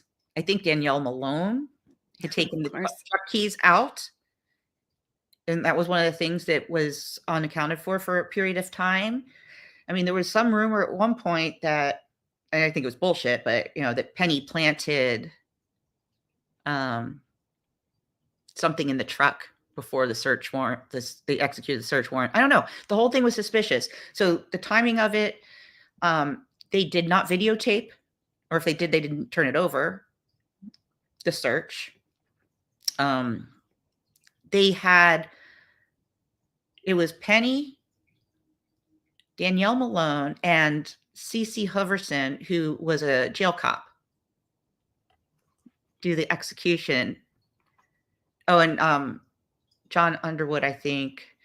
But it was mainly these three women, and you question, like, why would you bring Cece to this? And, like, I think in deposition, Penny says, well, she searches cells all the time. She's an expert searcher. Okay. I don't know if Carmen's still in here. They called her Canine at the jail because she found stuff. They could take her in after they had searched the cell, and she would find all the stuff they missed or whatever. So, but she But never told me any time of them taking her to a crime scene, to a to do a crime crime scene. scene lab Yes. job. She And never said that. And it was just super weird. It complicated things because the owner of the house dumped all of Travis's stuff into the car, into the truck. So when they opened it, there was stuff everywhere. Um, it just there was so many things wrong with the truck. And then they didn't keep it. Yeah. They didn't keep it Which is impounded. odd because anytime that even I watch the crime shows I watch, you they still have the cars 20 years later, even when it's been done, the case is over, the person has been convicted or whatever, they still have the vehicle. So that doesn't make any sense to me that they don't have this truck. They Especially did this is not settled. no.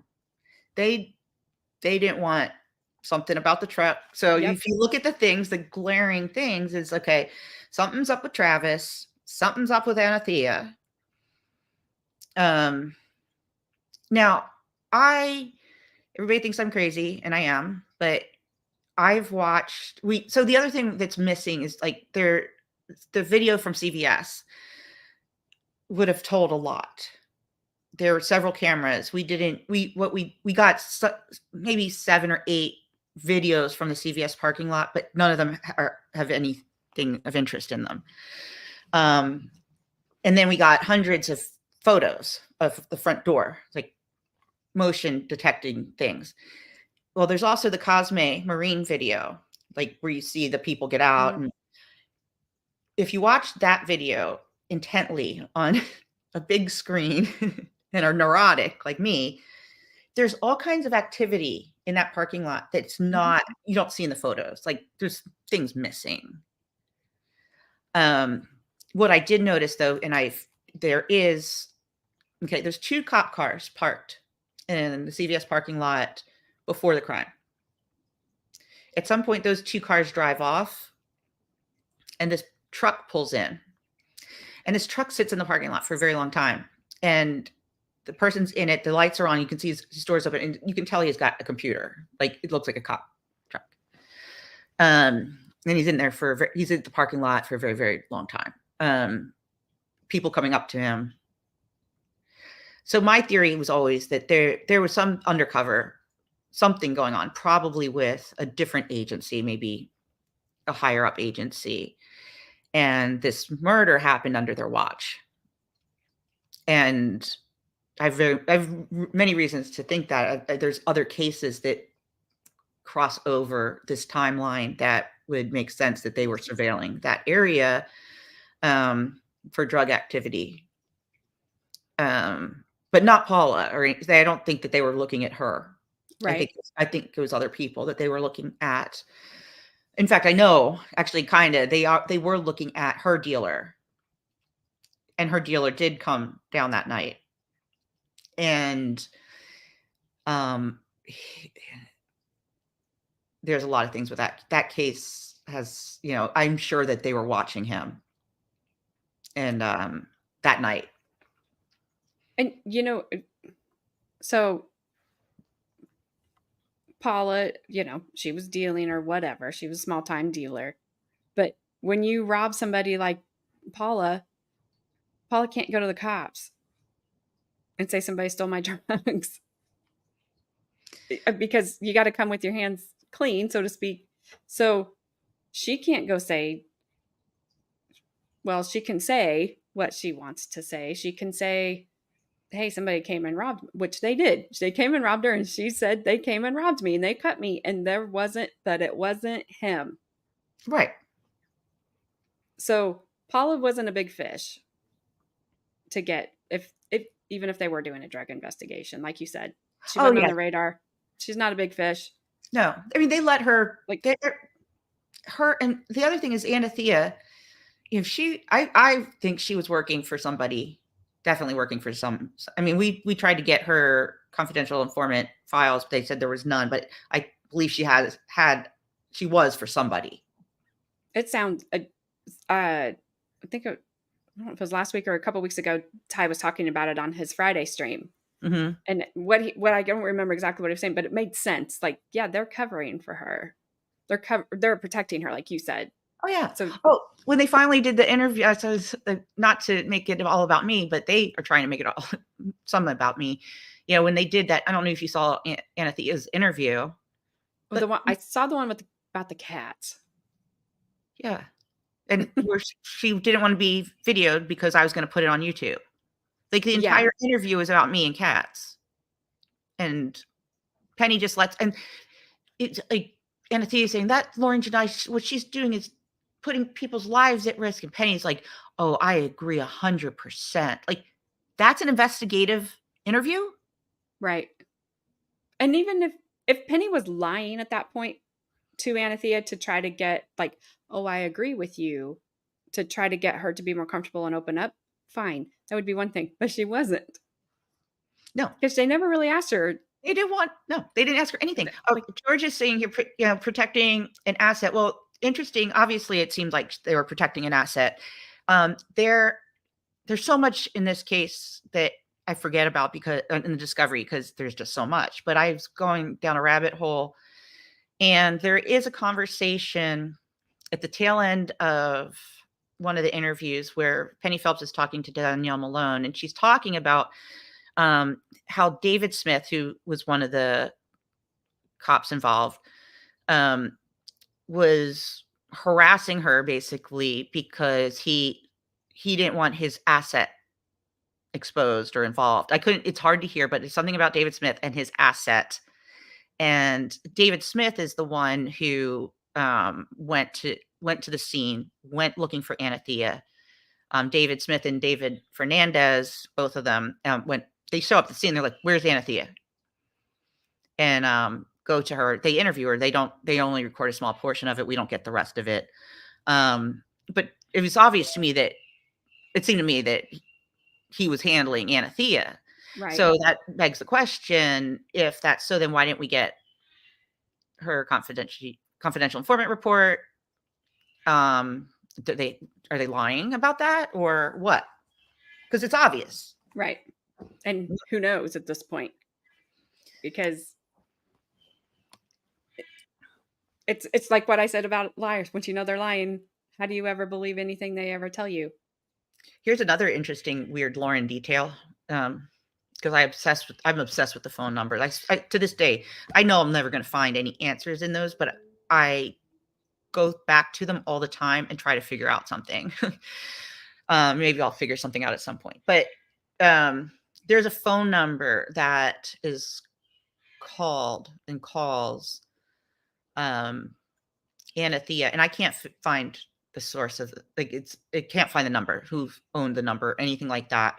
But what I did find when I did a search of the phone number, there's a woman who was somewhat involved, Melissa Dalmas. She was one of the people Anathea supposedly asked to beat up Paula and rob Paula.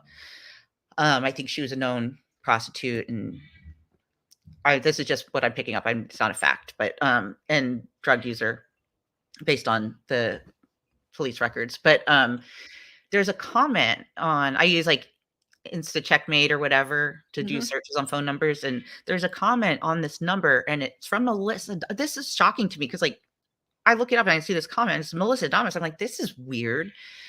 And it says, "Who are you really? A cop?" And this number is important because of the timing of the calls and whatnot. And the thing that's interesting is we know it's on video that David Fernandez, you see him calling Anthea at a certain time. And I go to the phone records and I'm like, this is the number. And I'm Yeah, like, I mean, somebody called her phone number. They said, I'm calling her right now. You hear it. You see them picking up the phone. Oh, then in deposition, oh, I don't know Anthea. Who's that? That's the game those cops played.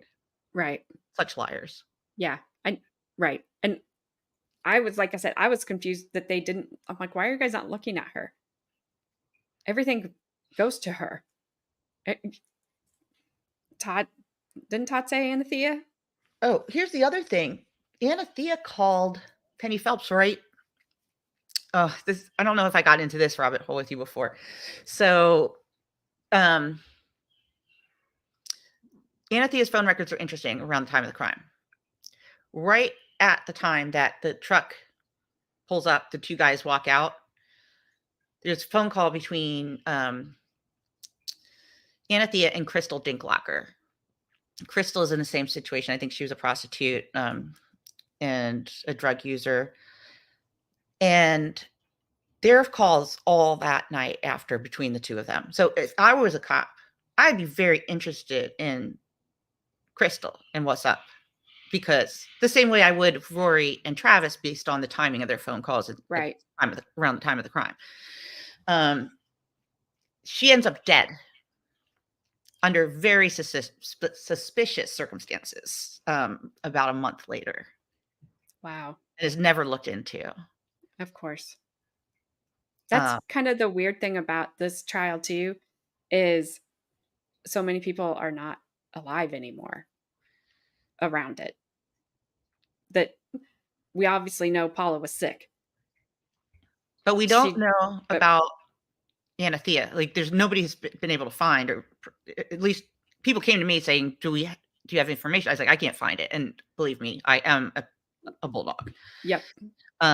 And I would assume if somebody found something, they would have told me, or Ty. And there's nothing. So yeah, Anathea is dead, but no details. Crystal's dead. Well, she is a drug user, but Paula had told me that Crystal was not a heroin user at all. She was crack. She liked crack. Well, she died of a heroin overdose. Okay, the police report, the time of them finding her body, the police report says she died of drugs. I think that's what it literally said. She died of Of drugs. drugs. Oh, Okay. and probably listed some of them. And I'm like, "Wait, don't you have to do toxicology?" Yeah, how do you guys get to decide what she died of just because there was if there was drugs there at the scene, that doesn't mean that she took them. No, the way it was stated was so unprofessional and so out of the ordinary that I'm paranoid, right? Like, my kids laugh because I think something's up all the time with everything. I'm like, "Oh my god, this suspicious activity." Like, I'm weird that way. So, I have to check myself all the time. And because I'm like that, I do check myself all the time, but, I'm like, "Okay, back off, double check, triple check," you know? Um, you know, I looked into it, and I contacted her sister, Crystal's sister, and her sister said, yeah, she knows for a fact that she was given a hot shot because she knew too much, and she said she knew too much about this case. Now, the Which sister might is be a little bit cray-cray, and so I don't, but you I never don't. know because sometimes there's truth in those. Yeah. Sometimes they're like, Well, "This is what happened," and and that is what happened yeah, and because actually it actually, she told me, and this is another reason I don't wanna go to Key West, she told me that she started snooping around after her sister got killed, in her opinion, and she started getting threats, and that if she and her children didn't leave the county, something horrible would happen to her children. And I believed her. Like, and not just, I don't know why, but it didn't, that's not something you say right. or make up. And she said Yeah, she's you still don't in right. hiding. She's like, I'm nobody knows where I live. I'm terrified of these people. Be careful. Well, I would say that to you too. Like, I'm glad you're not going to Key West because I don't think we'd see you ever leave Key West. There was the time, I'm bad. I had this private, did I tell you this? The PI story? I don't think so. So I was another time I was in Key West, and this is a time when we had this really bad attorney, and we had this private investigator, and basically I figured out after the fact that they were extorting me.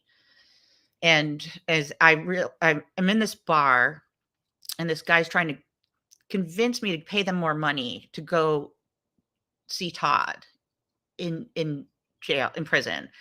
And I was like, I'm not paying you to do that because it's not important at this point. Like, and then we were kind of arguing about it, and he was pushing me and talk about snapping, pushing me and pushing me. And he was getting in my face. And I eventually just, punched him in the face. Good for And, you. and, talk about terrified. Yeah. Oh, that's when the jail calls got put into the record. It was that because I talked to Ty the next morning or that night, and I was hysterically crying, like, and I'm sure Colleen Dunn heard what happened and whatever, and the attorney probably told Colleen Dunn, and that attorney told me that I was gonna get arrested, that they were gonna press charges against me. I can't even punch. I mean, I think I'm really tough, but I'm Yeah. not. I mean, I also I know fighters and I know how to fight, but I'm not good at that. Yeah, I'm not a fighter. I don't know how to fight. My daughter, on the other hand, she's been in a few, so that's I've why she's like, "It happens," you know? She wouldn't know anything about that at all. you know, I have delusions of being an amazing fighter. Oh, me It's too.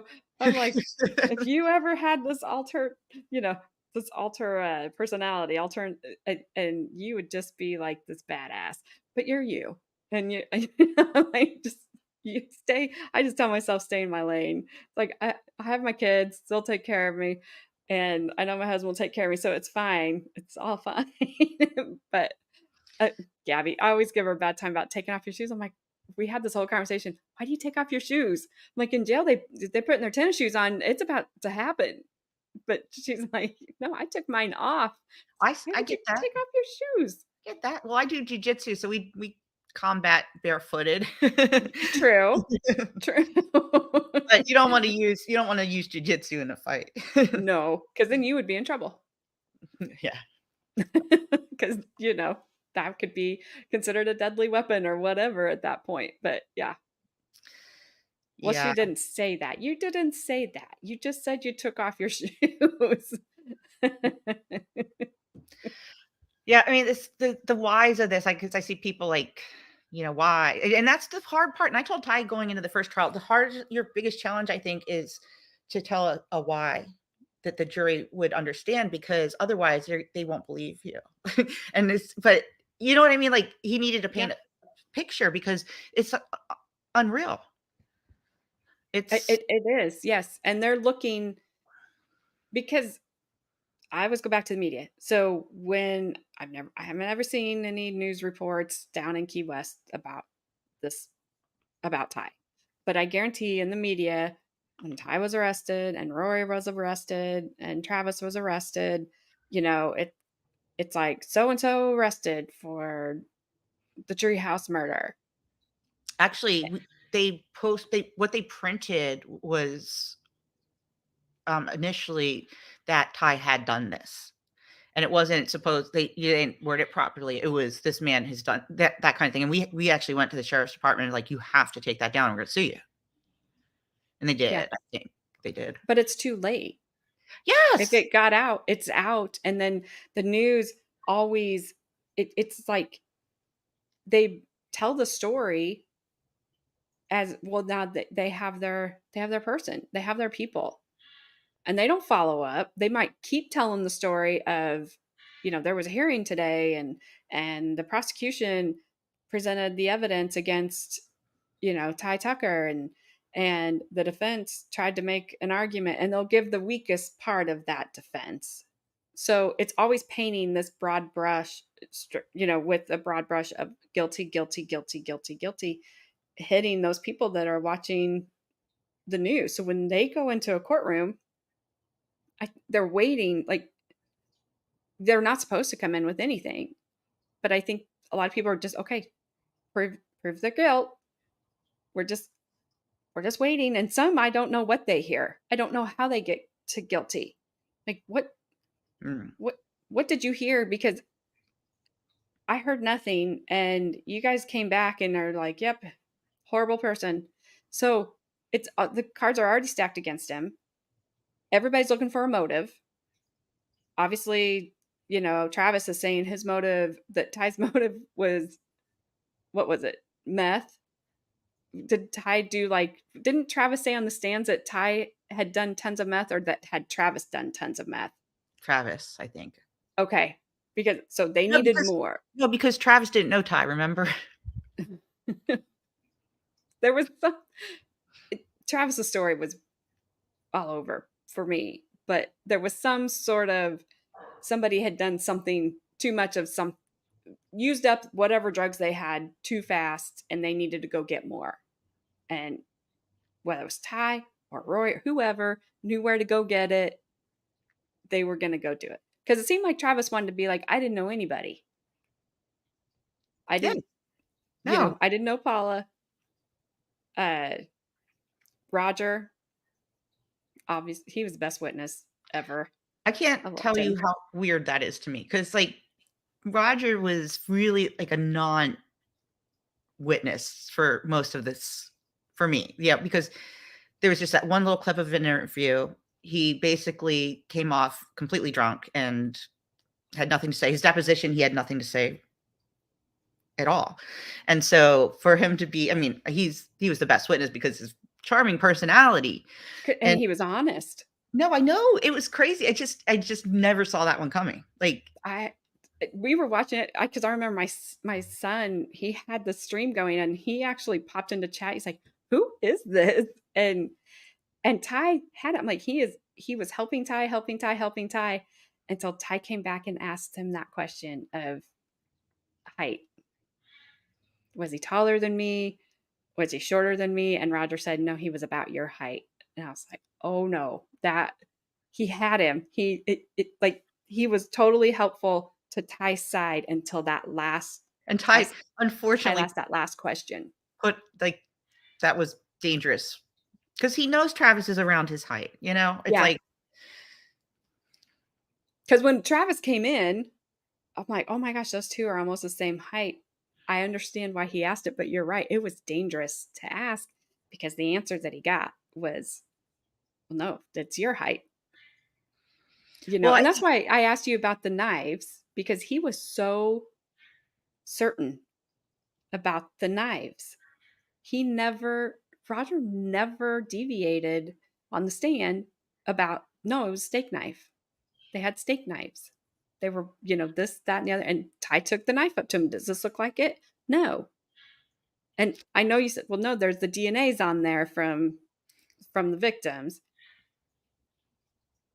But I'm like, but Roger was so honest, and maybe he just isn't remembering correctly. I don't know. But I believed him. I believed him about the knife. I believed him about the mask. you know what's He weird about that is that the mask, Paula swears up and down that that mask is not the mask that anybody was wearing that night. Oh wow. Okay. But it only had Rory's DNA in it, correct? And hers and Matt's. So obviously it was there. But her recollection is of a now. I'm pretty sure there was a different other second mask, but the stories of the masks is crazy. Todd tells different stories about the masks than Paula does, than Roger does. All three different stories about masks. But they had to come up because Gabby brings up a good point. They had to come up with the neck gaiter because they had to cover up Ty's beard. Otherwise, he's the fastest beard grower ever Right. because he clearly had it. Well, this is the shit they come up with. Like, I mean, so when the DNA came back and Worry's DNA was on the knife, um, Ty and I had been talking on the phone and early on, and he says, "Oh, I think I know exactly which knife that was that was used. It's Travis's," and he was telling me about how they would play throw knives at the dartboard as a pastime, and that was something they did with that knife. So that becomes the story they feed to Rory. Colleen Dunn, who's been listening to the phone calls, has Rory do a proffer, and they ask him, "Oh, have you ever touched a knife, or have you ever thrown it at a dartboard?" Yeah, yeah, yeah. That's what I did. I mean, just pulling shit out of the fucking air to justify the DNA being on the knife. The knife. But Just did making Ty ever touch that knife? Or was he that's no, because I think I asked you guys that if he was around it, if ever that his DNA could have been in in the the vicinity of the knife because touch DNA. They're we're learning more and more about it and they need to keep studying it because of how we can you shake my hand, I go touch something, and then now I have put your DNA there. May not be a lot, but I've put it there. So that's why I was like, was he around that knife to where Yeah. anything could have happened of Yeah, just I that mean, simple? I don't think in that time, I don't know what the time frame was, but I know he knew what the knife that he knew. Travis had a large knife collection, and there was a knife he had on him all the time that they all played darts with or whatever, is my understanding. I don't want to, that's what I Right. remember Ty telling me. But, you know, the thing with the masks, and I mean, here's the other thing. I don't know if Paula was using drugs that night. Oh, she probably was, but she told me she was sick, but I read between the lines there with some things, but, uh, Roger was drunk. Yeah, he said he was.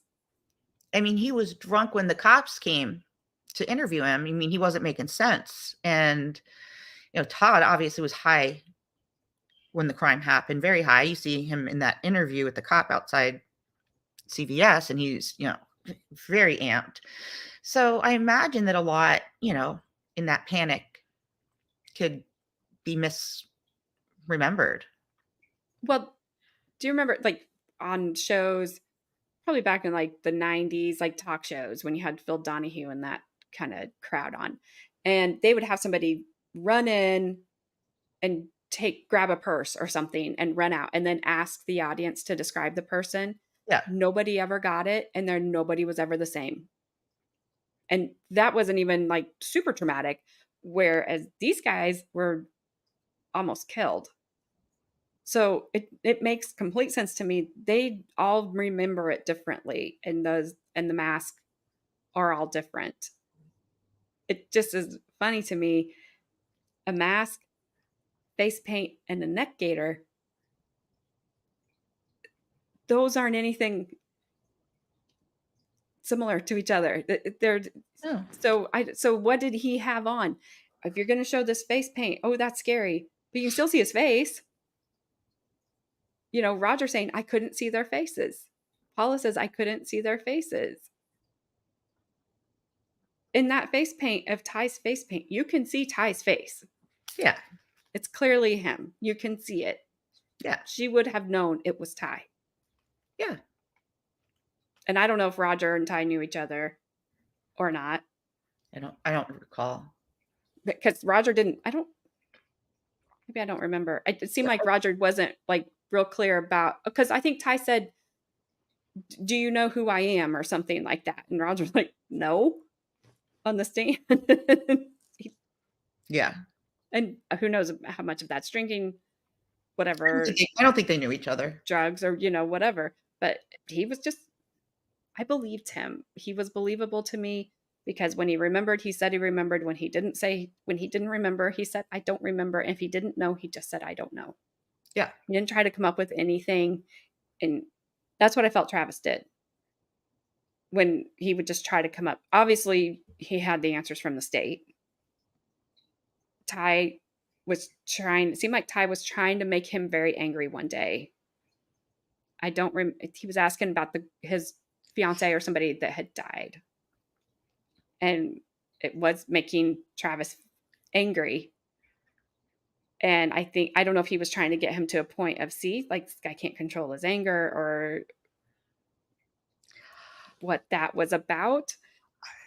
that was crazy. I was thinking about that earlier in our conversation. That was really sad. I had followed her, like, that was his ex-girlfriend, and, I followed her on Facebook. I would just check in every once in a while, and all of a sudden I realized that she died. One time when I went to go to her Facebook, like, there was these condolences, and, like, she's young, very pretty girl, and, like, had her life together. She seemed like a responsible, normal woman, and, um, I know she dated other guys according to Facebook and whatnot, while he was in jail. Apparently, when he got out, she came to see him, and I guess he said this at trial, because the first thing I thought, that it seemed to me like she committed suicide. Are we allowed to say that? She Yeah, I don't care. she tried to We're unlight I forgot. She self-deleted. Yeah, yeah, because the way that people were talking, you know how you can kinda tell, like, when it's not you, people are Yeah. uncomfortable talking about it. Yeah. It seemed like that, and she was so young that I thought it was weird, but so then I found out at trial when Ty brought that up, which I didn't think he should have done, um, but I don't think he knew all the story either, so it got worse, you know, like, Mhm. um, when he asked, "How did she die?" Like, don't go there. I mean, I wanted to know the answer too, but, Right. like, that's not I the mean, we all did, but yeah, that was like, but oh, then I was like, she literally came down there to see him and died right after, like, that day that she was leaving. so On do you Hallow know why? No, but it was on Halloween, which I knew was their favorite I'm such a sleuth, nosy person, but, you know, I picked up that they love Halloween and all these different things, and I don't know, I just again, it's just weird stuff in my head, but it's sad, and it actually because he started crying, you know, Yes. and I actually that was genuine, like, those weren't the He crocodile was tears. upset, yeah. That was He sad. But, yeah, I mean, I don't think Ty was trying to get him angry at first, he started getting angry, and I thought that was weird. Like, I mean, then Ty took advantage of it, I believe, you know, like, oh, right. he want that yeah, I'm sure he did And wanna show that side of Travis. and that's probably just my take on it, that he was trying to get him angry because I couldn't figure out why he was asking. So, I thought maybe he was asking to get under his skin and try to get him angry. Sure. That So was my impression too. that yeah, so I don't know, but that was really the only time we saw emotion from Travis, and Well, that, I like you said, it was genuine. yeah, which I think actually backfired on Ty because, I mean, I felt sorry for him, Yeah, you know, and, but isn't it weird another person doesn't leave Key West? oh, don't get me wrong, the list goes on. Because That's not lost on me either. it's like I said a few minutes ago, there's so many people that just aren't here anymore that have could be tied to this and have information. They're gone. Yeah, and that's you know, there's cops who, you know, probably left because they're retired, like, not because of the case or anything, but to have information, and nobody's coming forward, so, you know, it has to be hopefully, it's a really good backstory to justify all this insanity. I'd hate Yeah, to think and it was something stupid or just nothing at all. I or don't know. stubborn prosecution. Just pride. Yeah, I mean, that's what a lot of people tell me, that I mean, there you know, when I talk to Kara, she, you know, rumors and stuff, she says everybody thinks it was a, you know, surveillance operation gone terribly wrong. Okay, fine, but you don't put somebody innocent away for it. No, but you do protect somebody and need to put somebody else in their But you shoes. had your people. You I had know, them, like but you said. that's why I'm saying it had to be something that if they I don't know, if Travis told the truth, they were afraid of that, obviously.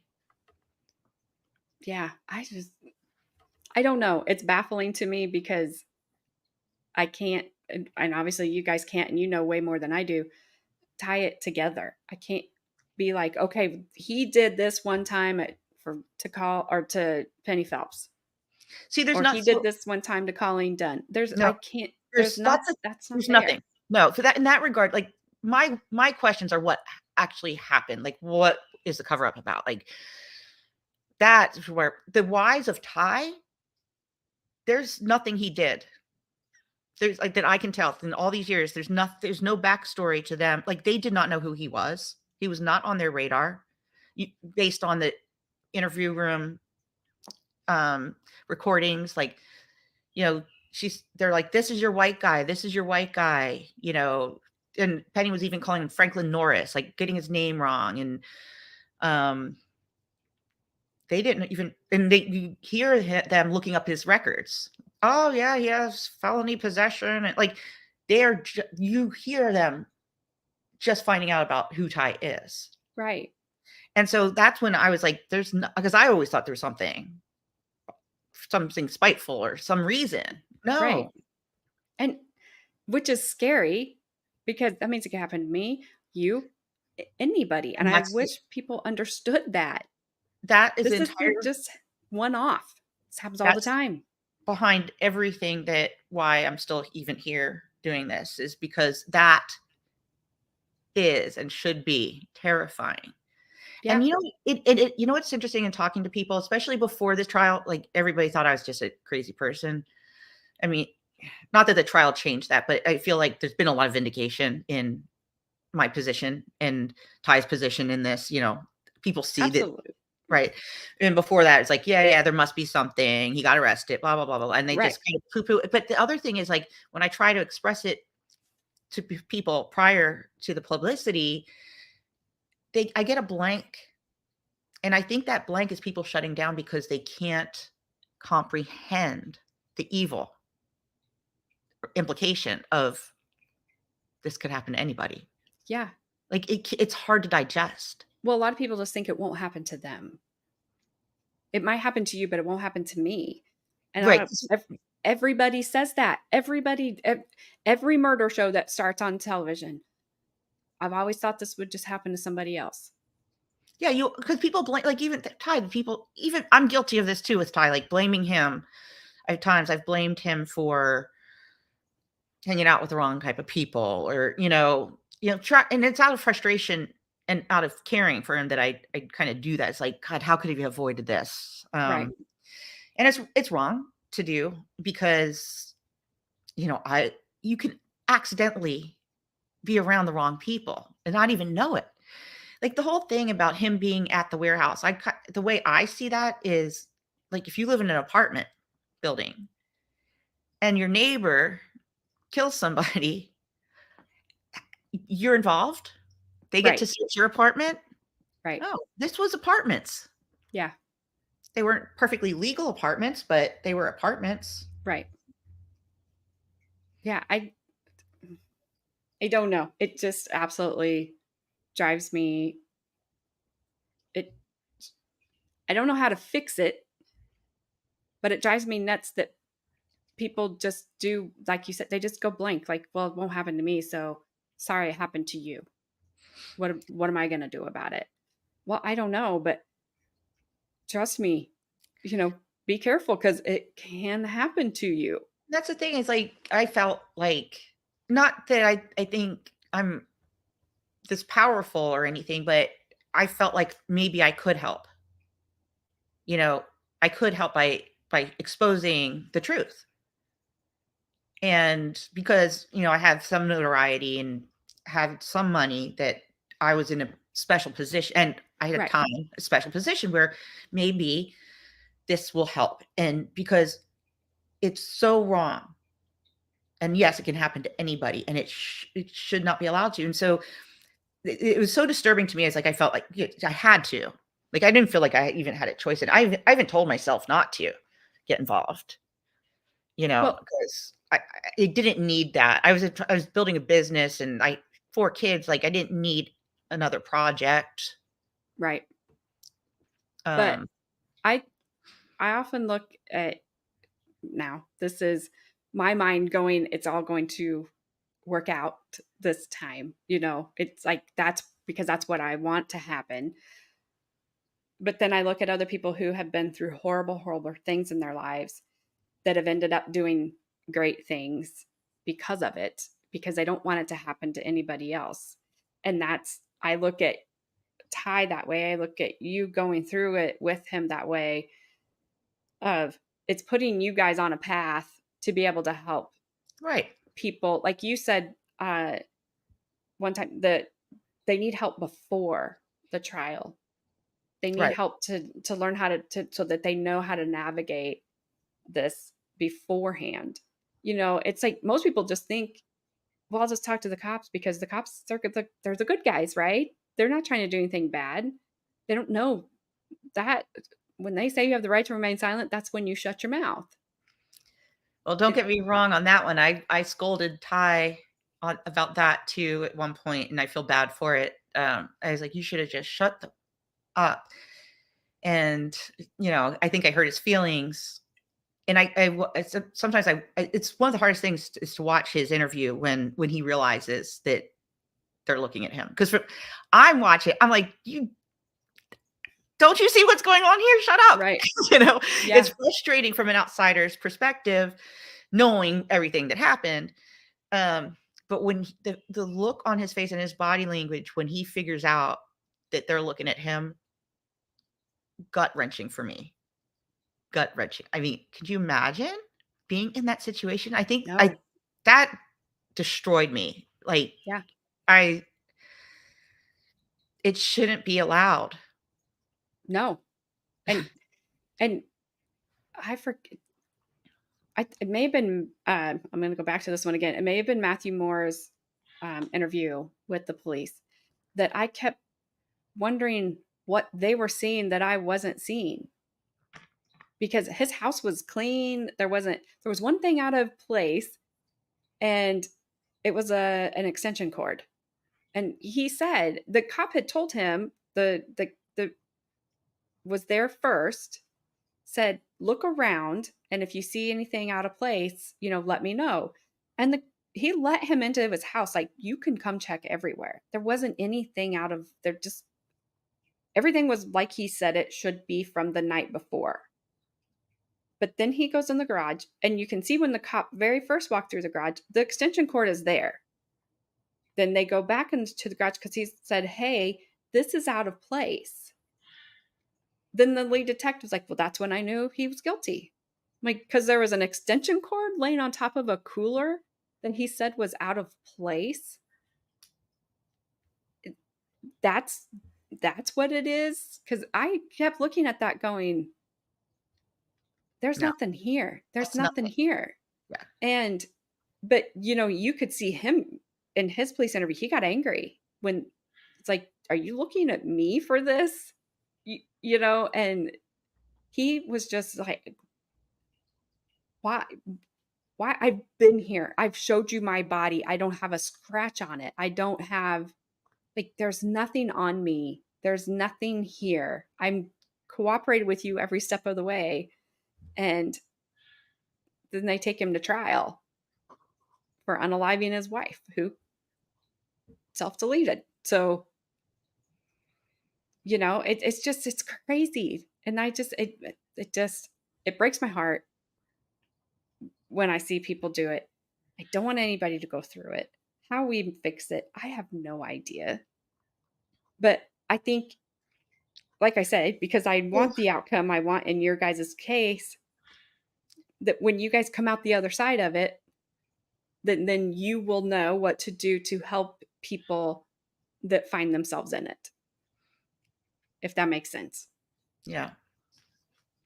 And I think the only way to understand that is to go through it, unfortunately, because otherwise your understanding would be as limited as mine. It's just, I've watched people go through it, but you understand it because you are going through it, and it just gives you a whole different level. Oh yeah. It's I think about that all the time, like thinking about what I'm going to say and what can I say to help people understand this situation, or what value I have to offer. And yeah, it's insane going through it. It's insane. And Yeah, like I grew up in Philadelphia, and which is notoriously has correct.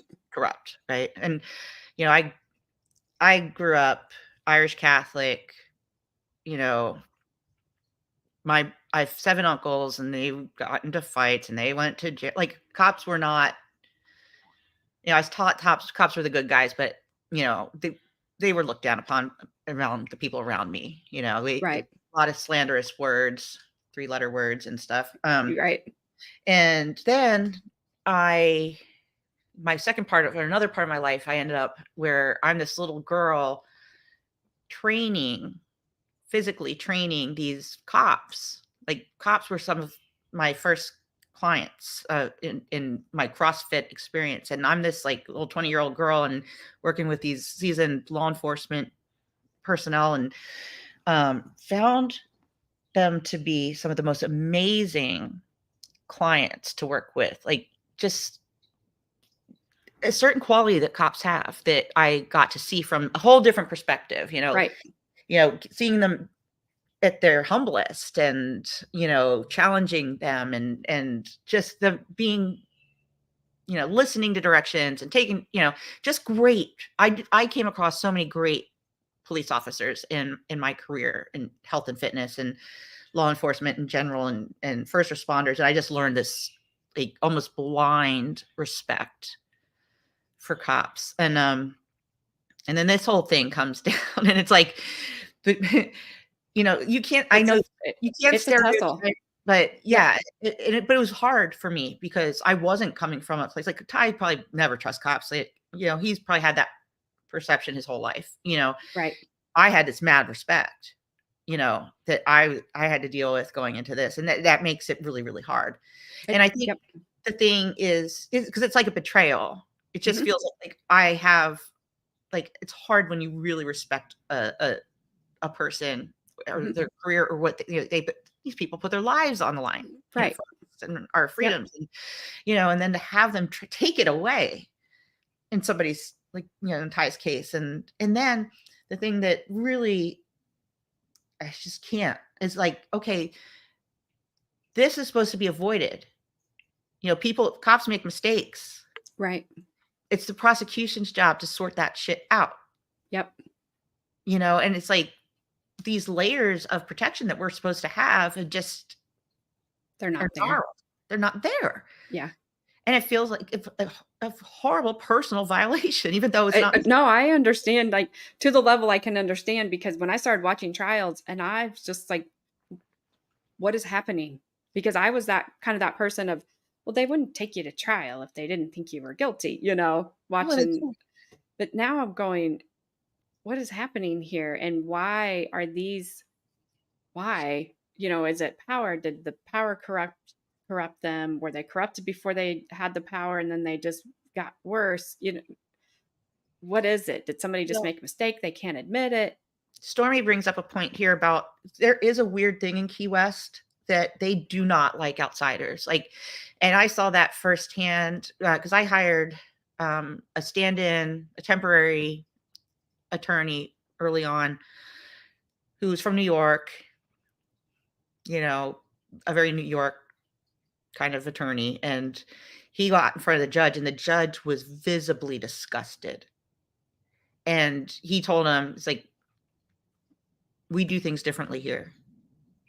And he showed him, how the judge would turn it on for the jury and he'd be all Mr. Charming. And then Mhm. there was the judge dealing with Tyrone, which was Yes. this was this was a steely-eyed coldness that shocked me. I was like, "What is this?" And then I started talking to people, and they're like, "No, they don't." And that's why I couldn't hire an outside attorney. Like, it wouldn't have Right. worked. It just wouldn't have worked. So luckily we found Kara and Jerry who, were basically known in the community and, accepted. So, and I don't think that Ty was seen as an outsider because he lived there so much of a Right. lot of his life. I mean, I don't, and he lived like he was from Key West. Now Right. they don't like me because I'm an outsider for sure, you know. Um, but it is very insular. Yeah, she has, yes, that's what I was just thinking of, was my cousin Vinny when the the judge saying, "That's not how we do things around here." Yeah, Because exactly. that's basically what was happening there, and they were gonna convict those kids in that movie. They would Yeah, have just been like, "Okay, we're done," and sent them on their way to prison. yeah, But, yes, and that was a funny movie, but it's still when I watch it, I'm like, "Oh my gosh, this is so true," and I hate it yeah. because this is what's happening. But, yes, you are correct. Christine wanted to know if you like the new judge. I he hasn't done anything yet, so I don't know. I will say I do like the way he, like, and Ty keeps saying, he does seem like he does things by the book. He's very organized. I think he handles Ty very well, because, Ty can tend to get all over the place, and this judge has been able to focus him when Right, needed, and Ty seems to have a nice rapport. Like, he respects the judge right, good, as much as you could, in his right. situation. So I think that's all very positive. but he hasn't done anything.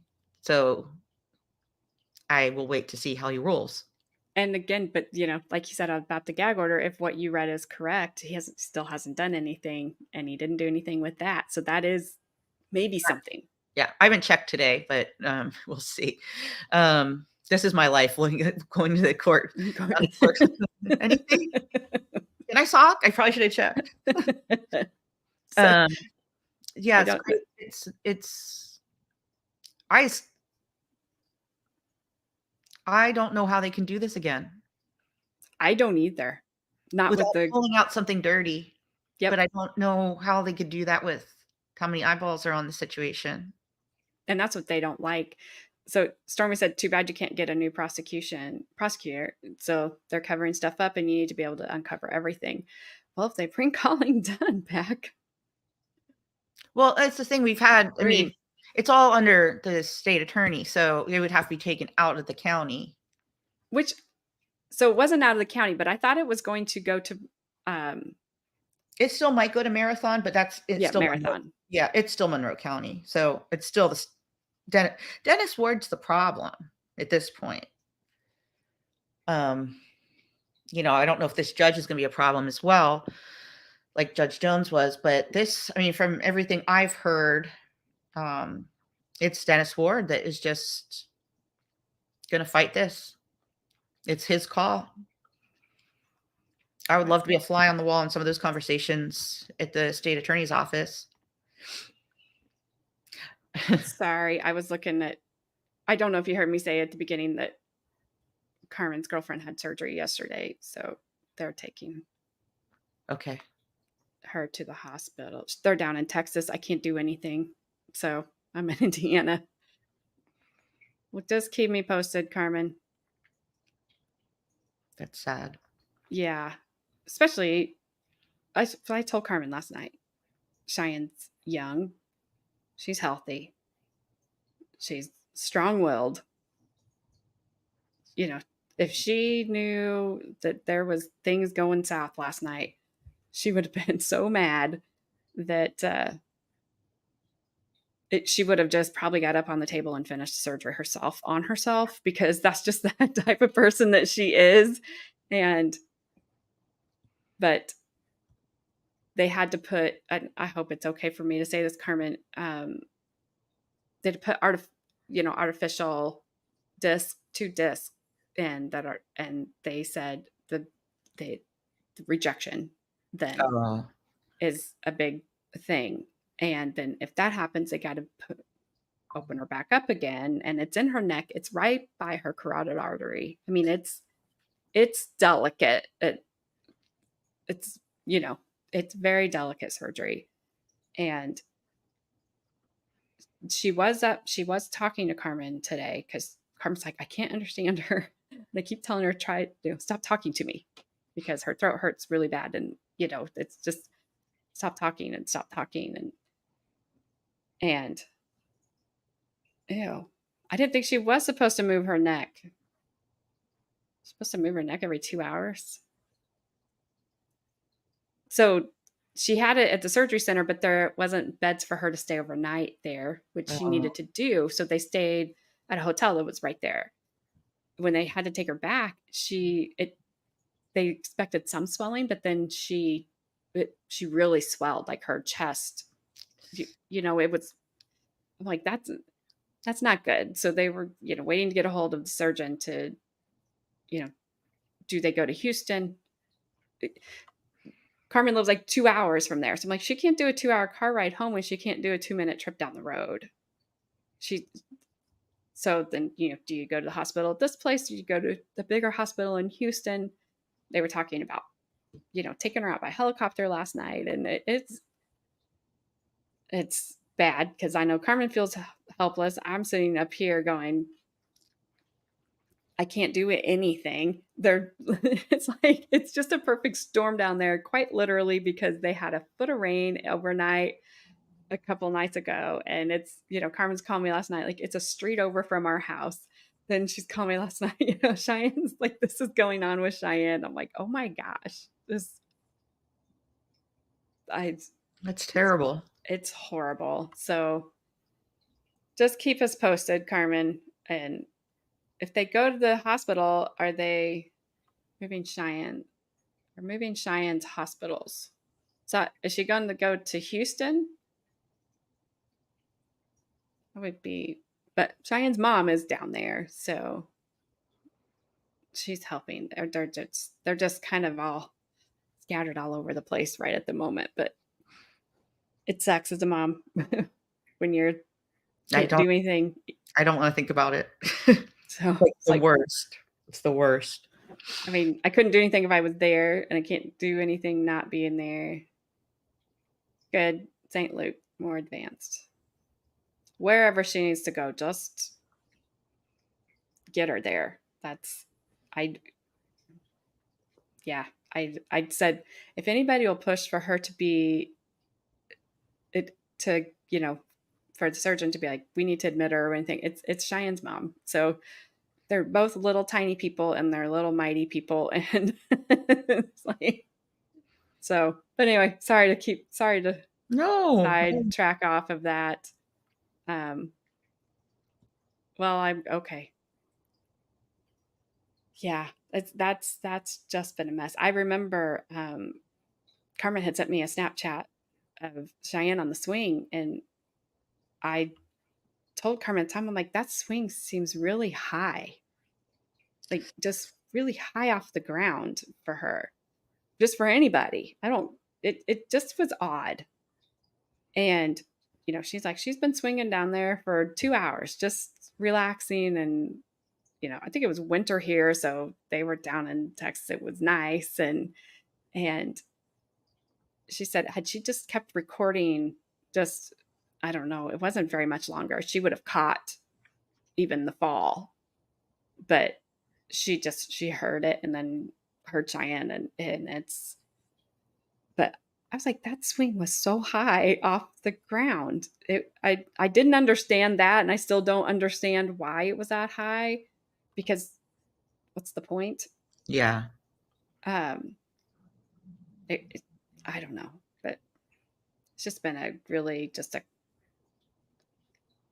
a weird situation. So I hope that they just get her taken care of, and just they've been waiting to get the surgery done, and it was scheduled and then get rescheduled, and just which was odd to me too, because I'm like, Carmen, people, this just generally doesn't happen because their schedules are so backed up anyway, that they're like, let's get you in, you're going, and then Right. they'd be like the day before, no, we can't do it.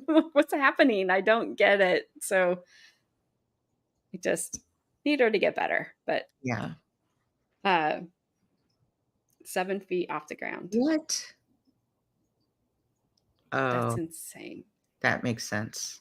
It was that high because water was supposed, but oh, there was there was no water. I was gonna say I didn't see any water. I just remember the dock being there. But even at that, 7 feet is still really high, even with water underneath you and you're in a swing. That's an awkward thing if you fall out at all. Period. So I don't know. I don't know. Well, Carmen, you do what you need to do. I will be right here. So she, but all right, let's go. Sorry, I did not mean to get that sidetracked. I was trying to think, like I told you guys Friday, you guys, every time I talk to you or to Tat, you guys give me so much to think about. And you definitely got me on the whole, when you asked me the first time I had you guys on if I would take the plea. You Yeah. definitely got me, and I think about it.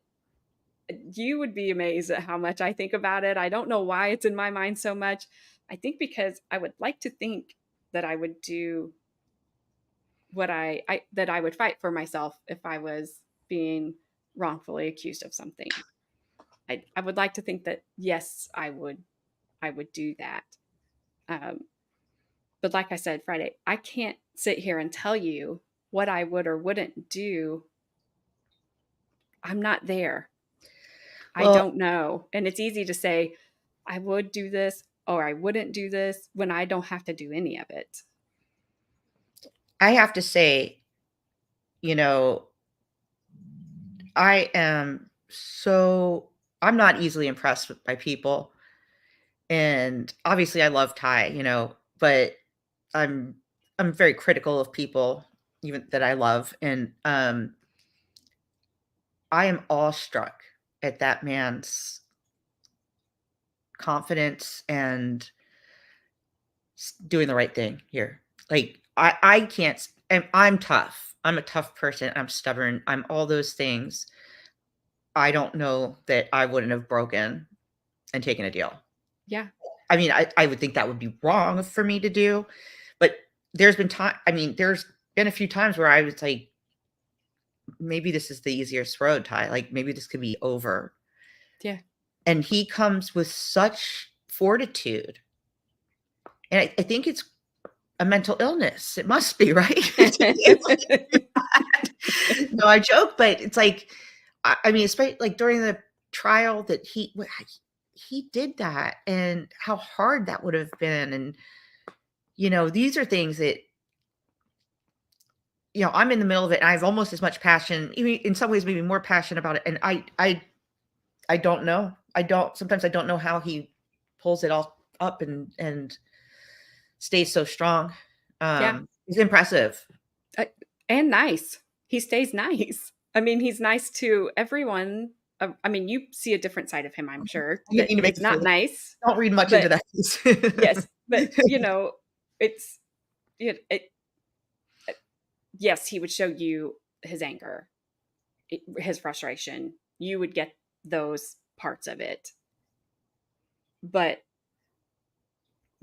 for him to continue to just talk to people and hear, like he and I say, I wasn't a fan of his at start. I'm like, what is going on here? I didn't know anything about him. But by the end, I'm like, oh my gosh, Well, this that is not right. yeah, I mean, I really like that aspect of this entire story is, and I didn't know that about you when we first spoke, so it was interesting for me to I really was interested in your perspective and process through all this, but, I saw a lot of people there's this whole thing with the chats and everything. It's been so good to see people, and their initial opinions, and then watching the trial and having a different opinion, and, seeing that process for so many people Hmm. has been I think it's been wonderful for Ty. It's probably been one of the best things that's happened to him is to be able to, having me support him is great, and, his friend not nobody's really there for him. Right. And that has to be hard.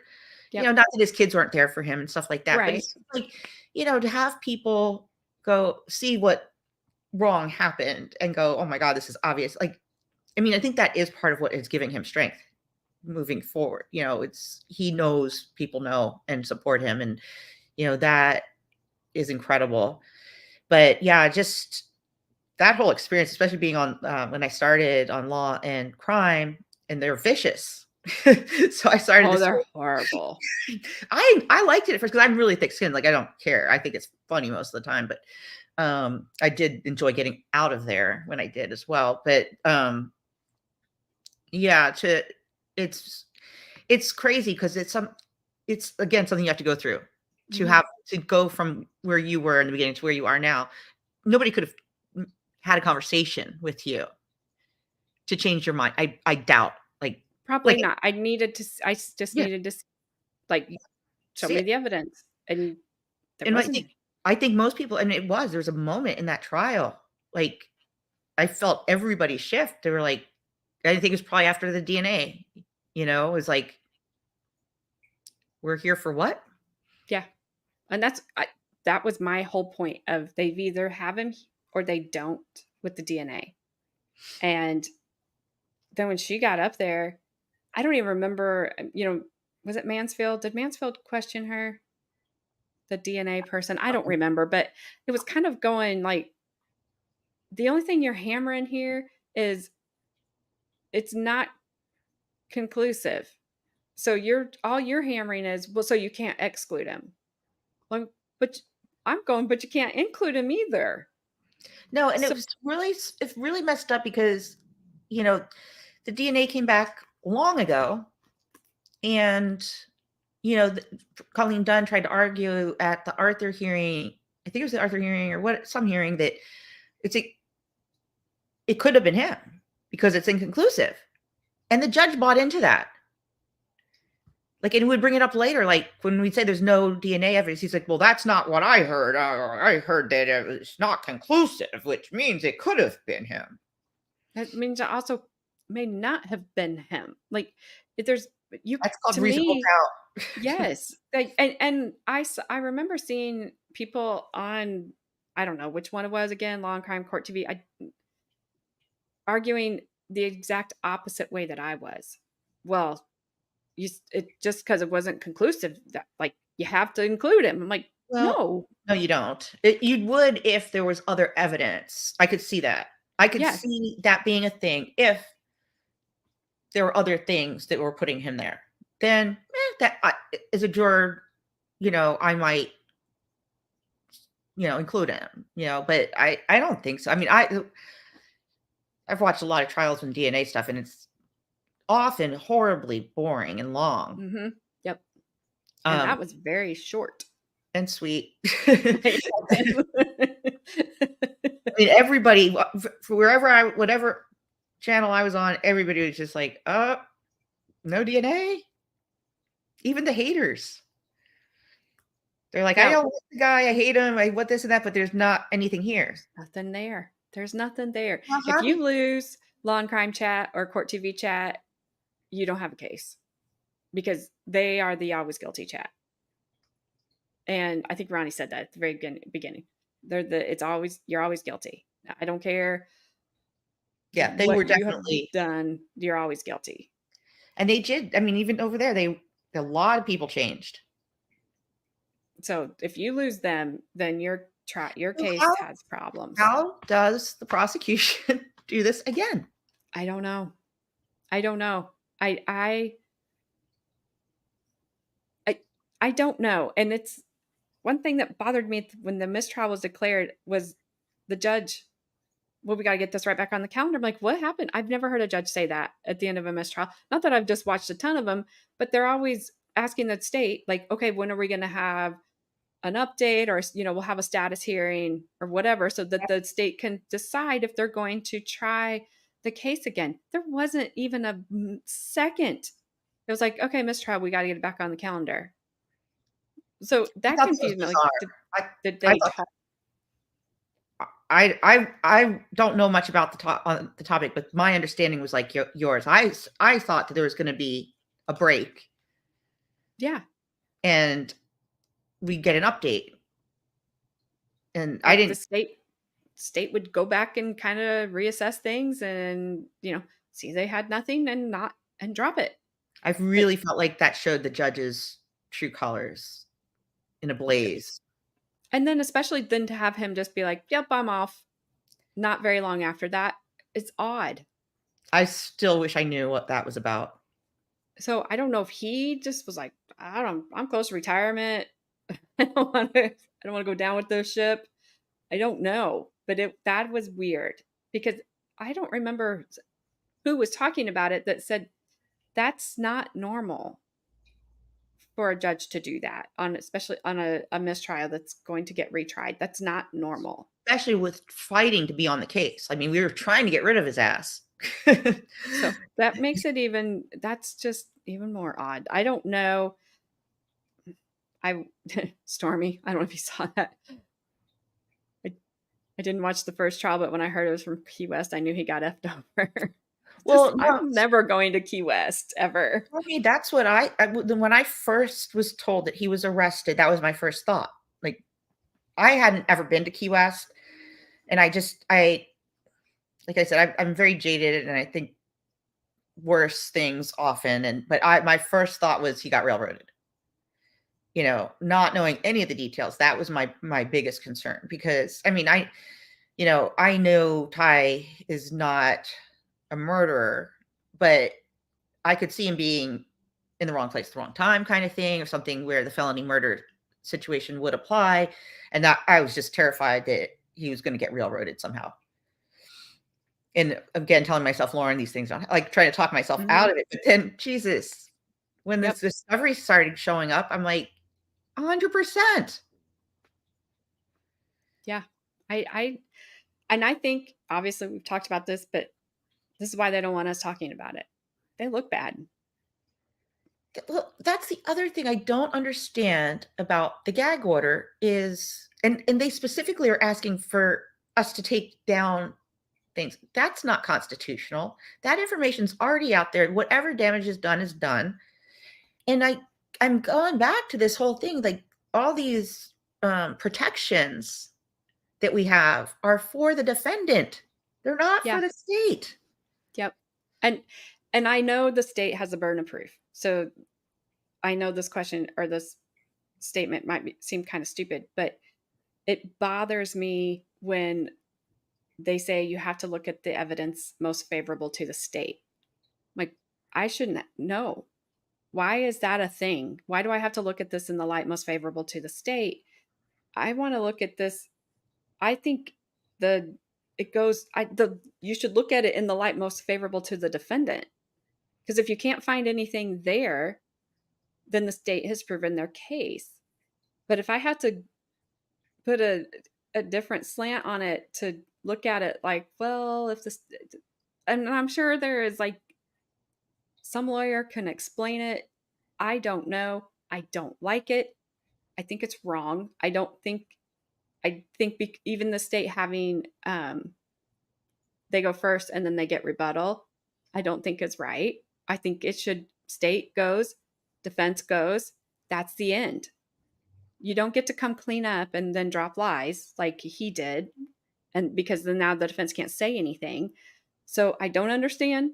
I know the answer will be, well, state has burden of proof. State has also all the experts, all the money, all the labs, all the everythings that we don't have if we're sitting on the defendant's table. We don't have any of that. So why do they get everything and we as a defendant would get little to nothing, but yet we're supposed to be innocent unless proven guilty. It doesn't make sense to me. I hate the Allen charge when if the jury comes back and says we're stuck, then you're I stuck. didn't even know that was a thing. And I was like, that's shady. I was like, oh man, I hate the Allen charge. I Because now you're saying if you're, let's say you're the lone juror in that room, you're the holdout. No matter which side you're on, you're the holdout. Now you have all these other people that want to go home and they're staring at you and you're the holdup. You think they're not going to back down? Most people will. Yeah. And I, it's like my husband and I talked about this because I'm like, I hate this. This drives me nuts. Anytime I hear it, it just makes me mad because, and I said, I would like to think if I was in that room, I would say, I'm sorry, I'm not changing my mind. Just go back out and tell them I'm Yeah. not changing my mind. But we were watching a trial out of Ohio from last year, I think. And I was going through and getting timestamps. Well, I knew there was kind of some weird stuff that happened with the jury. I didn't know the verdicts, but I listened to the judge send the jury back, and I knew how it made me feel when she was reading the instructions to the jury. And I told the everybody that was watching it with me, I was like, just let me know how this what you hear the judge saying. And it was immediately like, well, you should go back and find them guilty. She never said that, but it was like the evidence will never be stronger than it is now. I get what she's saying, but if you're a juror, are you going to hear it as this is the best evidence we're going to have? It doesn't make them guilty or not guilty, but the evidence is never going to be stronger than it is now. Is that going to tilt you too. Oh, well, they'll never have. Oh, so they have the best evidence. This is what they have. And I forget there was other things in there. I was listening, going, I know this is supposed to be fair. I know they don't want to spend the money again. I know they don't, I know, I get it. But you're asking people to change their minds. Yeah. And It's that's weird. not right. No. So I hate that. I hate the Allen charge. I hate it with a Especially passion. especially, like, on a life or death case. Like, I mean, I could see, it's a matter of a few $100 fines or extra Right. months, here or there. Maybe I could be more easily swayed, but when it's somebody's life that you're gonna feel responsible for potentially, don't that's nothing to be taken lightly, and, No. I really felt I didn't like that, believe me, I didn't like it. When they went back there, that was It very made me stressful. scared. I was like, this isn't going to be good. This is not going to be good. When they came back out and, they were like, we still can't. I was happy with Judge Jones then for saying, I'm not doing it anymore. Because, Mance was like, well, what if we send him home for the night or whatever? It's like, what if we send you home for the night? Like you go home and this is no, don't, because you know what's going to happen. Like you're going to send them home for the night, and I don't know. It's Key West now. I've learned a lot, so something's going to happen. Apparently, they're going to get a visitor. I don't know. Just allegedly. I am my opinion and my imagination only. So if anybody's listening, but Those but damn imaginations, those crazy thoughts. just my conspiracy theory. That's all it is. It's my own. But it's like, no, don't send them home. Please don't send them home.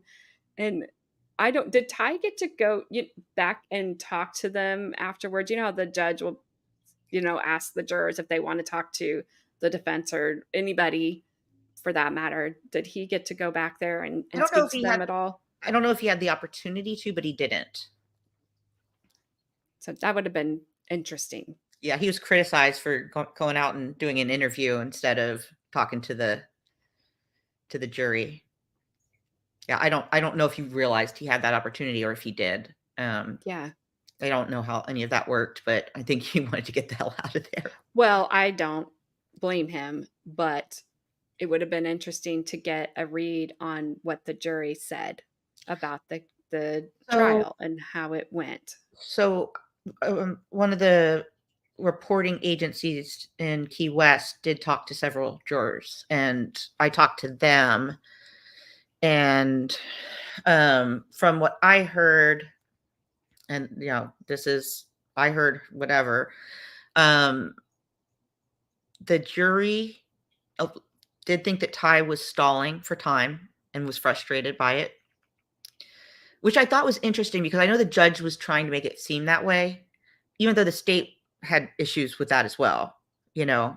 Right. But a lot of people, crazy things. Um, they believed that Ty was there at the treehouse because when Roger did some hand movement mimicking the assailant, it's the same hand movements that they saw Ty use in court. So he had to have been there. Okay, some crazy stuff. They completely believed Travis, and they didn't believe that that interview was forced, that he was fed the information by Fanny Phelps. They didn't believe that. That's crazy because Yeah. you can see it. I You mean, can you can see it on Travis's face. oops. I like Ronnie. That's stupid. Uh-oh, something happened. Uh-oh. What's wrong? Where did you go? You disappeared. Hold up. Okay. Oh man. Are you in StreamYard? Yeah. Did it kick Um, me out? no, you're here. Okay. Obviously I'm talking to you. Oh, there we are. Okay. Okay. I was I gonna don't know say what happened. there's a button that I sometimes click that makes my chat go away.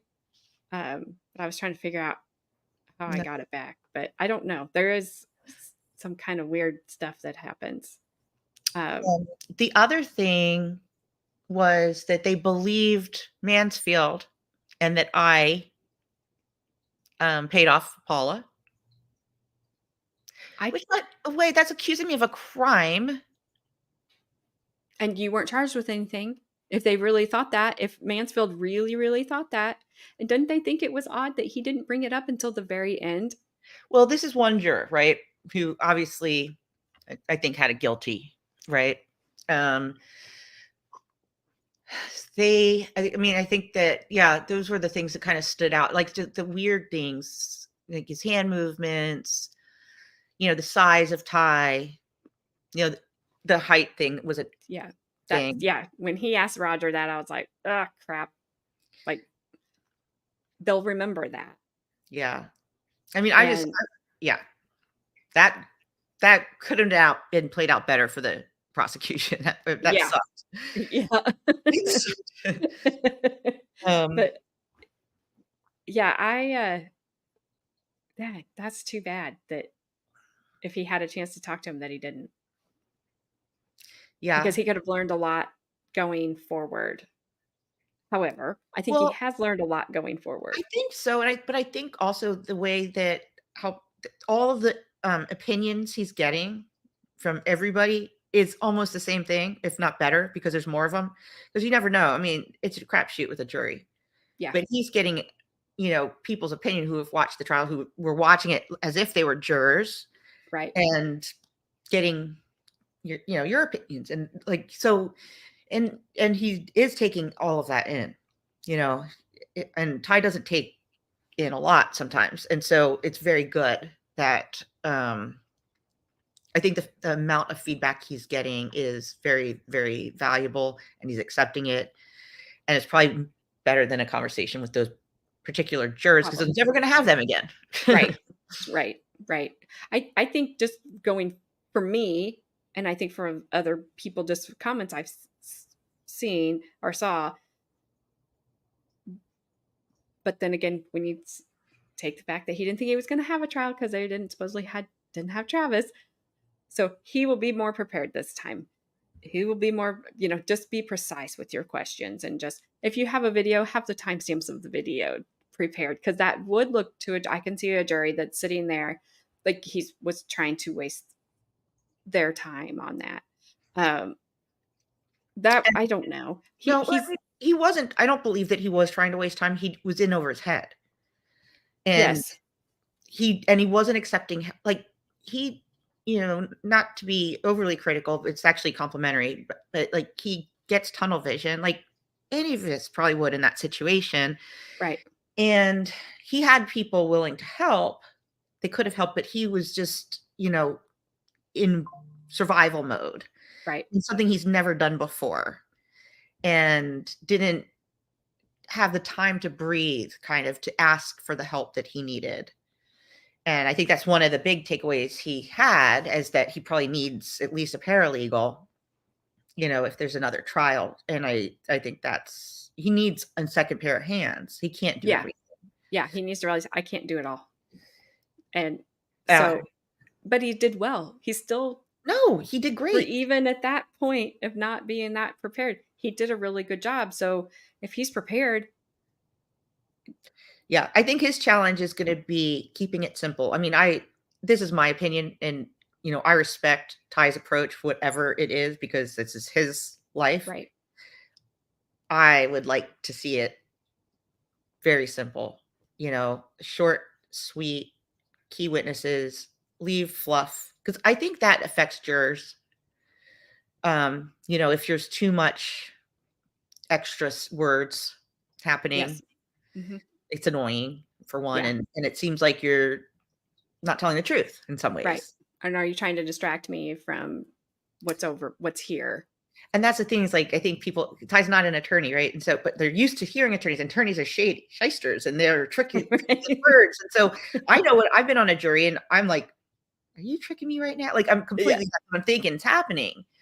And so he could, if he seems like that at all, it's not good, because he's not trying to do that. right, right. And yeah, I think a lot of the criticisms uh, that he received, just people have no idea what not being an attorney is like going to a trial where your life is on the line. Well, I just go into a trial period where your life is on the line. There's not a lot of us out there that can put ourselves in those shoes No. that So, that are yes. outside of bars that, can speak about it, that I mean, it worked out for. yeah. I mean, Ty did is he did great. Like, you know, hindsight's 2020. There are a lot of things that could have been tightened up. But I hope he has a night. I mean, he needs to paint a picture. That's I love the beginning of Karen Reed's the opening statement from the defense in Karen Reed's case. I mean, it's so strong. Like I have she not heard that yet. I won't I say will go anything. watch it. You should watch it. So I will watch it. I mean, those are great attorneys. Like, Yes, absolutely. but it's powerful. It tells a story and it's compelling. And I think that Ty needs to be able to tell this story. And what the jury got was like bits and pieces, and they were confused. And his opening was still better than Mansfield's. Oh, way better. Like, he still laid out kind of his case in Mansfield. I'm like, you didn't lay out anything. You're supposed to tell me what you're going to show me and prove to me in this trial, and you didn't tell me anything. Yeah. Just like, well, he was there. We think he was there. There, okay, the end. We can't prove he was there. Drug addict, dead guy, Yeah, rich wife. maybe. We don't know. Yeah, he's got a rich wife, so that's shady. And he grows beards faster than anybody on the planet because he grew one in like a day. And Paula's crazy. She doesn't know what she's talking about. So let's diss on her. And when Mansfield did it, it was one thing. When the judge said that about Paula, that ticked me off. Which part? I thought she was supposed to be dead by now. Or wasn't she supposed to be dead by now? Or something along that line. I was like, what? I couldn't believe it. Like, it just, I didn't even know what to say because it's one. I think I didn't.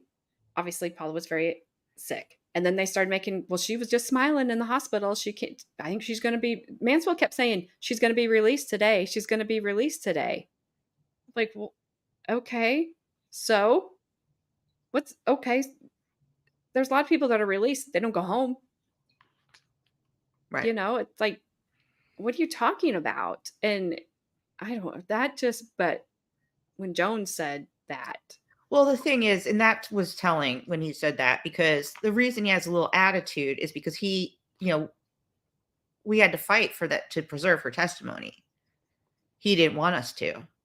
Imagine that. but why? Yeah, that's crazy. And so he butthurt because he had to, and yeah, it's just insane. And big part of that was she's going to die. Well, she was supposed to die. She was given less than a year to live 3 years ago or whatever it was. Well, excuse her. I know. And like, hold that against her. Yeah, that's insane. I think I Avoid. told this story in my chat that day. My husband's grandmother she was ill. She was diabetic. She'd lost both of her legs. Like, she was very ill. And I was pregnant with our son at the time. We would get calls at 4 in the morning, whatever, early morning. You got to get up to the hospital now. Grandma's not going to make it much longer. That woman survived probably another year or so after that. It's like, it's not her time. And then his grandma died. He called me one day and he said, my grandma passed away. I thought he was talking about her. No, it was his grandma's house who we had just been at her house the night before. She was just fine, but she died in her sleep. And I was like, I thought you were talking about the other grandma that we always thought was going to die. And it was crazy because this woman didn't look like she was going to die at all. We were at her house having a conversation with her. She died that night. This woman, that other grandma, died while we were at her funeral. She wasn't at the funeral. She was in the hospital, but she died while we were at the other grandma's funeral. Like, I guess I don't know, but it was crazy. So when they were talking about that with Paul, I'm like, you can't tell when somebody's going to die. No. And like, being weird about it, like it's her fault. Yeah, like, well, yeah, excuse her for getting better. Excuse her for smiling. Excuse her for having a good day. You know, there was so many things that were wrong in showing the pictures. Yes, my mom did the same thing. It's like, excuse, my mom wouldn't go until the only person that was there was Carmen when my mom passed away, because I was there, my dad was there. Finally, my dad said one day, I'm not coming back until she is gone, because people were like, you guys need to leave. And I said, I'm not leaving her. I'm not leaving my mom here by herself to die alone. I'm not doing it. And Carmen was there with me and my sister one night, and I asked her, are you okay to stay? Because Carmen was my mom's only granddaughter out of 7 grandkids, and she was the last. So she stayed, and they had a special moment. But it's like, she wasn't, you cannot just my whole point, you can't predict what people are going to do, when they're going to go. I could walk out of turn everything off here and go fall down the stairs. I hope I don't, but I could, and be gone. So I don't know, to say that and be so disrespectful, and to say it on national television. I could go on, but I won't. I know Judge Jones, as he is a thing. He is a thing. I'm glad he's gone though. Oh, me too. Gabby's told me not to fall down the stairs. Well, it's not my plan, Gabby. So, and if I do, nobody will be blamed for it, because I said it on stream that I could go fall down the stairs.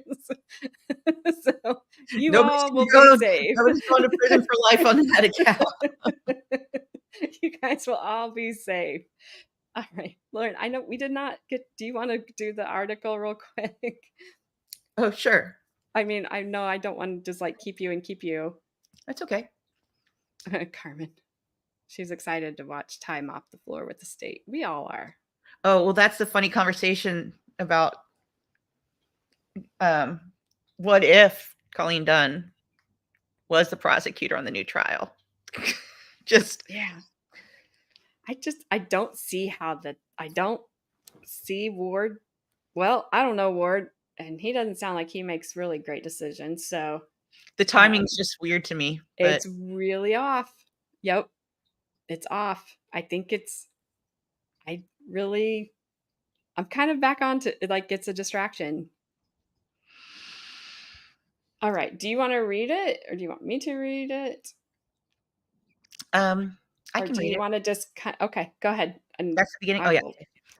Monroe County State Attorney Dennis Ward has rehired a prosecutor who resigned several years ago and has been twice suspended by the Florida bar in recent years. The Florida bar last suspended veteran prosecutor Colleen Dunn for comments she made via text in an attempt to block the marriage of the Treehouse murder suspects. I know, Franklin. there, why is there an S there? Dunn signed a consent decree with the bar, which handed down a 15-month suspension that started in January 2022. Sorry, I'm trying to get so I can scroll. Dunn previously signed a consent agreement with the bar and the Florida Supreme Court in 2020, approving a 1-year suspension for not divulging evidence in a 2010 attempted murder case in Monroe County. Dunn resigned from Monroe County State Attorney's Office in December 2019 after she entered into the consent agreement with the Florida bar in that complaint. Ward does plan to have her start prosecuting cases immediately. See, it's hard for me to even say it. Yeah. I was shocked when I read that line. I'm like, why? Why is he in such a hurry? Yeah. She served her suspension and she's coming back, Ward told this key citizen. I have every confidence in her.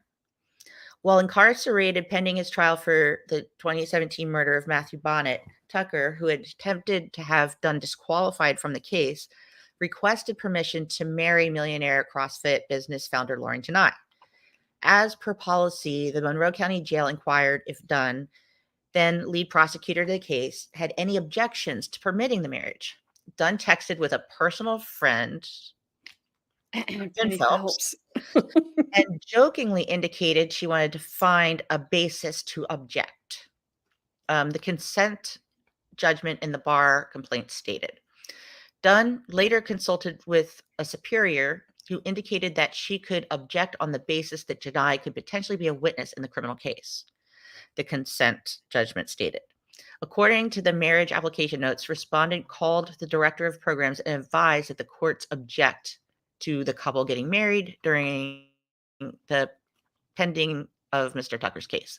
The statement recorded by the jail's employee was misleading, as it was, in fact, the prosecutor who objected, not the courts. The jail initially denied the marriage application following respondent's objection. Thereafter, a motion to clarify was filed. The sheriff's office subsequently approved the request. Oh, by the way, that's the other thing. When it did get approved, she sent a friendly text to Penny Phelps saying, I can't believe he's letting them get married. Angry face with expletives.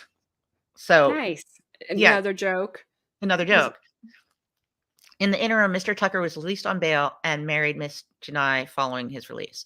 Although Dunn accepted responsibility for the rule violation outlined by entering into the consent judgment, she did offer some factors as mitigation, according to the bar. Respondent is sorry she initially joked about hoping to find a reason to object to the marriage, the consent judgment stated. She did at all times have a reasonable basis for objecting, considering that the complainant had interviewed witnesses in the case and was therefore a potential witness. Bold-faced lie. The rationale was discussed with her supervisor and ultimately approved for the basis for the respondent's objection to the sheriff's office. Moreover, respondent asserts that she did not use the word the courts when she phoned the civilian jail worker to relay the state's position, blaming other people over and Yep. over again. That's what Ra- I told Carmen, "You dumb jail workers." Rather, she states that she used the phrase the state. However, the civilian jail employee misreported the statement to read the courts object to the couple getting married during the pendency of Mr. Tucker's case. In 2010, Dunn was prosecuting Key Largo resident Thomas Skinner on attempted murder and other felony charges for shooting a man and attempting to strangle Skinner's then estranged wife during a confrontation on Plantation Key. Skinner's attorney, Kara Higgins, was arguing a not guilty plea by reason of insanity. The state attorney hired an expert witness who advised Dunn to listen to Skinner's recorded telephone calls from jail after his arrest to demonstrate his frame of mind. 3 of the calls were between Skinner and his son the day after Skinner's arrest. However, Dunn never told Higgins that such evidence existed, and Dunn used the information from the calls when she cross-examined the defendant's expert about the insanity defense, according to the complaint. Prior to her suspension, Dunn was a star at the state attorney's office as she had successfully prosecuted several high-profile cases and was one of the longest-serving prosecutors in the office. Dunn on Monday afternoon declined to comment for the story.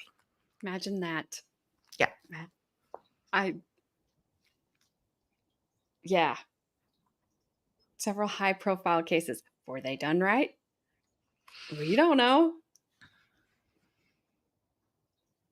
How do we know? And who's going to check her work?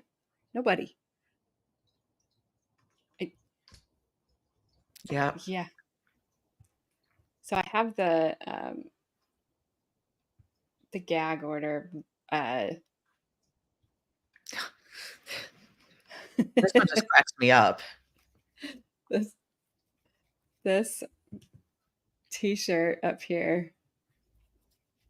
That is oh, I don't even have it up there. Sorry. Getting ahead of myself. If I didn't mess up at least one thing a day. But this t-shirt.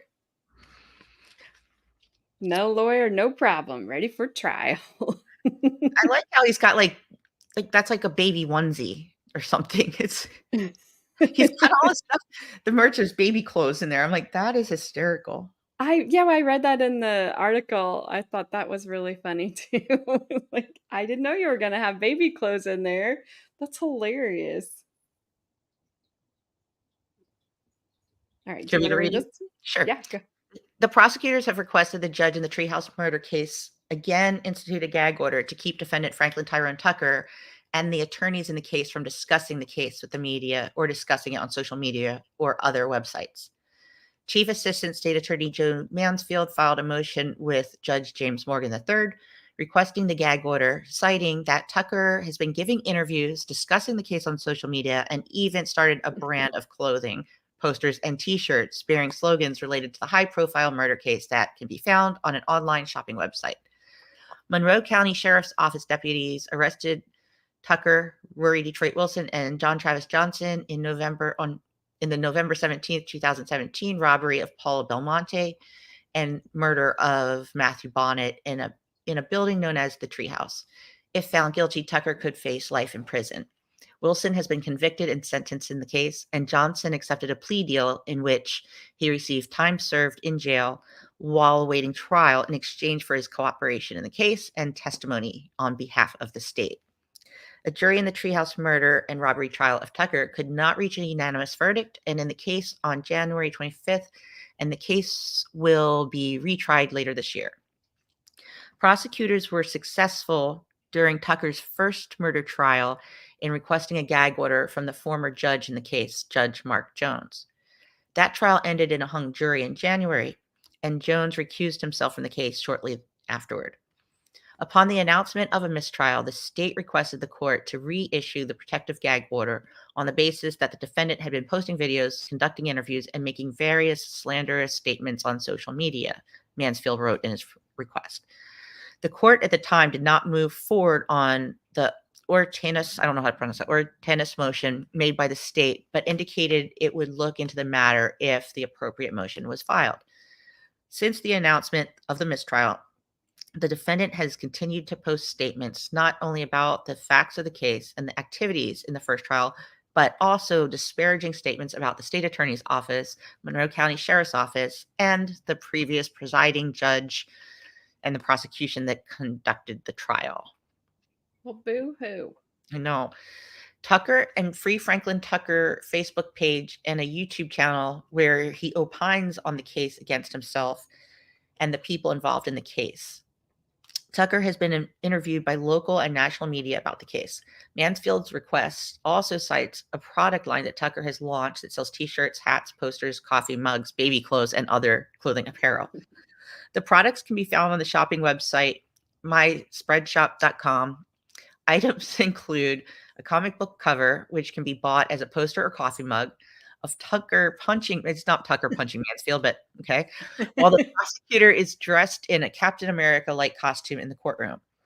There's also a design on T-shirts and mugs of a silhouette of Tucker with the phrase, "No lawyer, no problem, ready for trial." The interviews and social media posts will, quote, taint any potential juror pool with this pretrial publicity, Mansfield told the judge. In response, Tucker issued a news release on Thursday, April 25th, that stated he, quote, believes the motion is not being made in good faith by the state, and granting such an order would curtail the defendant's rights of freedom of speech and a public trial, while also infringing on his rights of freedom of the press. The defense has made serious allegations against the state that not only affect the defendant, Franklin Tyrone Tucker, but affect the entire community in Monroe County, Florida. Tucker wrote, some of these allegations have been made public by the defendant, but some of the alleged events took place at trial in front of the media. The defense is arguing this case is exactly why the previously mentioned rights exist, to keep the government from abusing its power while keeping the public in the dark. The public outcry is part of the process, and the media serves as a check and balances to the public officials who would commit such abuses. Furthermore, if the state's case was just there would be no reason for such an order, as this motion affects the rights of the media as well as the right of the defendant. The next scheduled hearing in the case is a docket sounding on June 17th, according to court records. Well, I think it's good. Nothing's happened. So hopefully that June 17th date stays. Is that the day they're supposed to rule on his motion to dismiss, or do you know when that's coming up? I think that he's going to have Ty go to Key West or to Marathon for the rulings. So I think the 17th is just a docket, Just like, like status. status hearing. Mhm. But, yeah, I don't know. You never know. I've Yeah. learned to just not expect anything. The case I could be understand. dismissed. Maybe the judge looked at it case and he's like, "This has got to go," and he just drops it. Yeah, that would be great because that would be the best outcome. Now, if that happens, those that believe he's guilty are going to say you paid off the judge. I really wish I had the kind of money people think I. Well, I mean, are you not just swimming in it like, what was that McDuck guy that always was diving into the gold, which always looked painful to me on those little cartoons. I'm like, It sounds so awesome. I mean, I I saw, in the, Y&W Melly trial, that prosecutor got taken off the case because of a Brady violation, and the chat on whichever one, it doesn't matter, was saying that the defendant paid it off. I'm like, why would they pay off the prosecutor? And why would the prosecutor even take that chance? That's so stupid. You shouldn't pay off anybody. That you guys don't even make sense right now. That Yeah, I mean, those kinds of anybody things are so traceable. You know, right. it's I I'm not stupid. I mean, I mean, yeah, not only would I not ever do anything like that just because there's no point to it, I'm not stupid enough to because 'cause I'd get in trouble. Right. Exactly. And you didn't need to. Paula called you first. So why would you And have to she's pay her? like, that's what I mean, she was saying from day one. As soon as they started accusing Ty, she was asking the cops, it's on video, it's in their interviews, that she was like, "I don't think it was that guy, I think it's the other guy." I Yeah. didn't you know, it's just ridiculous. Like, they like to pay they tell lies, like, "Oh, all of a sudden, she's saying Tyrone didn't do it after this big trip to California." A bunch of It's like, crap. that's not when it happened. Yeah. I don't know. I again, I know everybody here is hoping that Ty is right, that it's not going back to trial, that it's going to get dismissed, and that's going to be the end of it. And whatever that next path is, you guys can get started on it.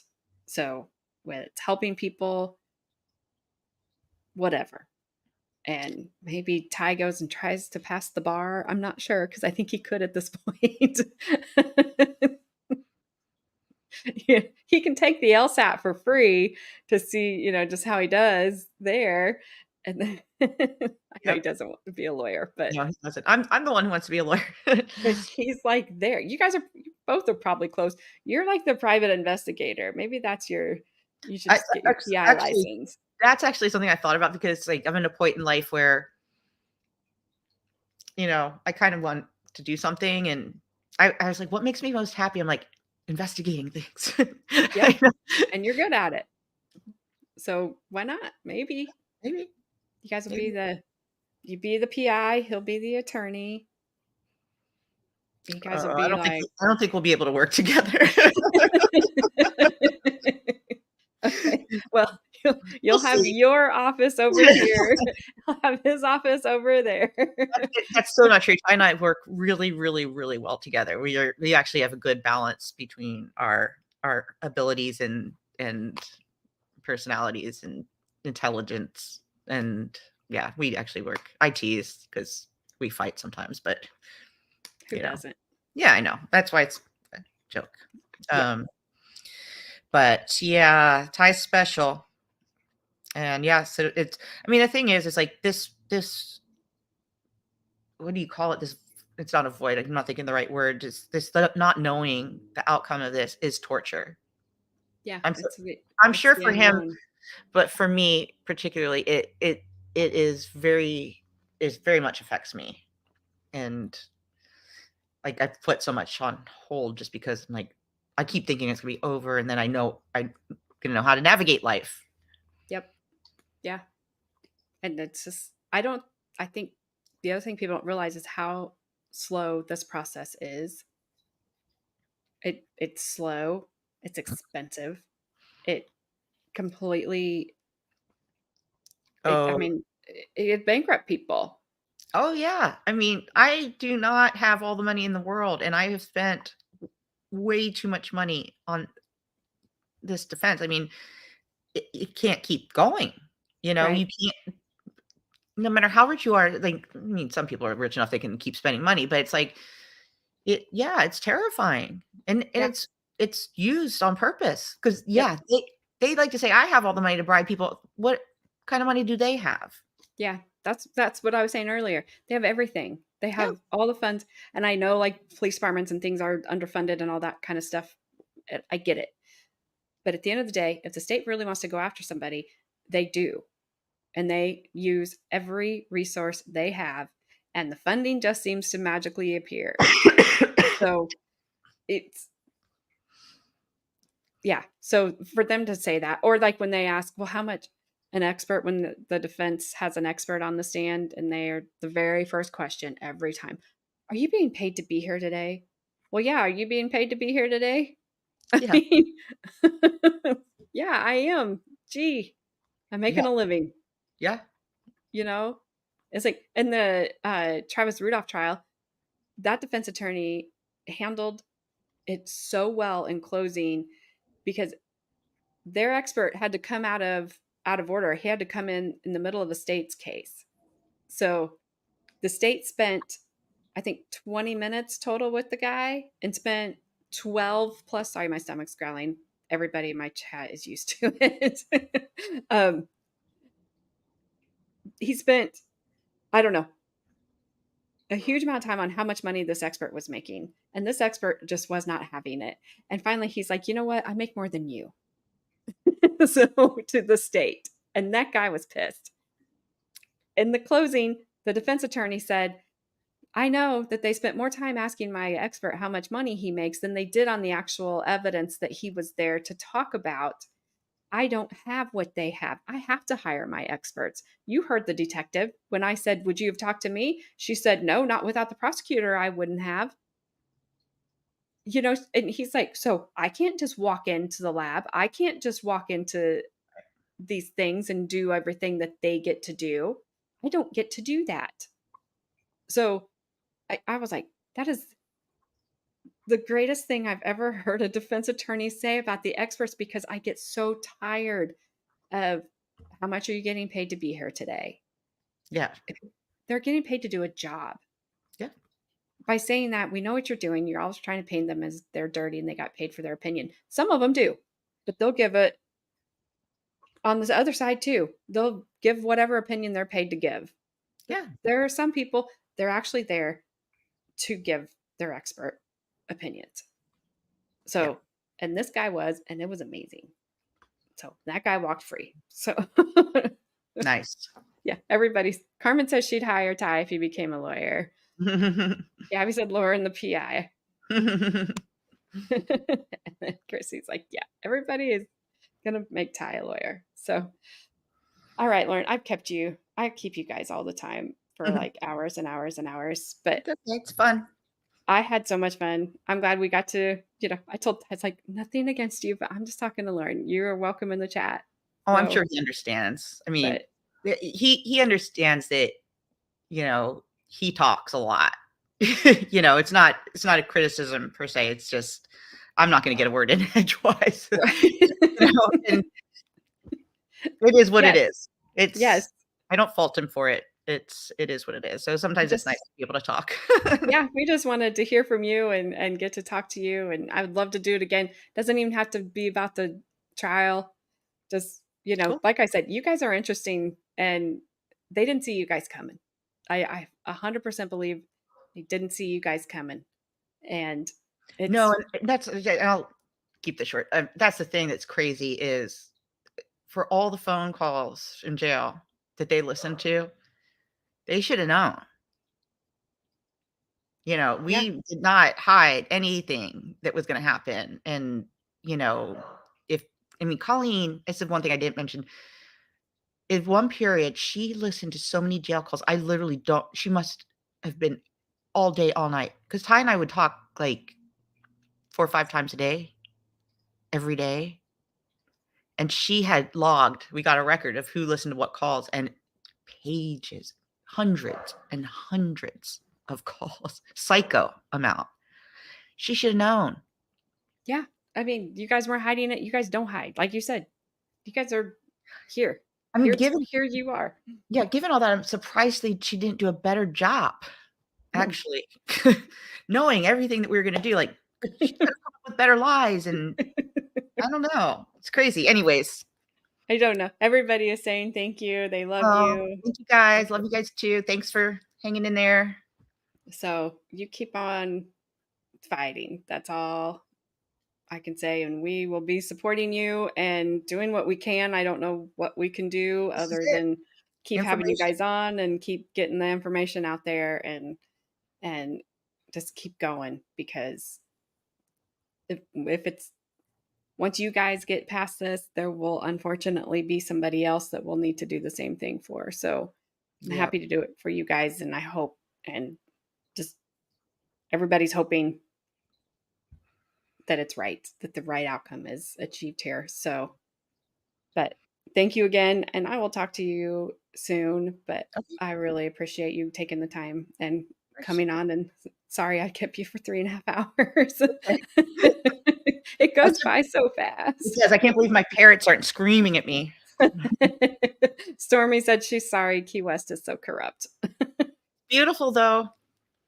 Well, aren't some of those places, think about nature. Some of the most beautiful things are the don't touch things. So, Yep. the most deadly. But next time we're talking about your pets and your animals, because I know everybody in here will want to know about them. So Oh, we'll do that next time. So, all alright, sounds good. right, Lauren, take Mhm. care. Okay, All bye. right, stay. Bye. All right, guys, I have to, and I apologize for taking so long, but I have to thank Secret Squirrel. I hope you're still here. Thank you so much for becoming a new member. I will give me 1 second here of Team Koala. I appreciate it very, very much. I just appreciate everybody's support, and I have a great time with you guys. No, I do, even with my growly stomach that you guys put up with all the time, because you're awesome. Carmen, keep me posted. Keep us posted. I'll keep you guys posted about Cheyenne. Um, she needs to recover quickly. That's an order. You can tell her I said that. Maybe it'll make her mad and she'll be like, I'm good. So, ma'am. My daughter's calling me ma'am.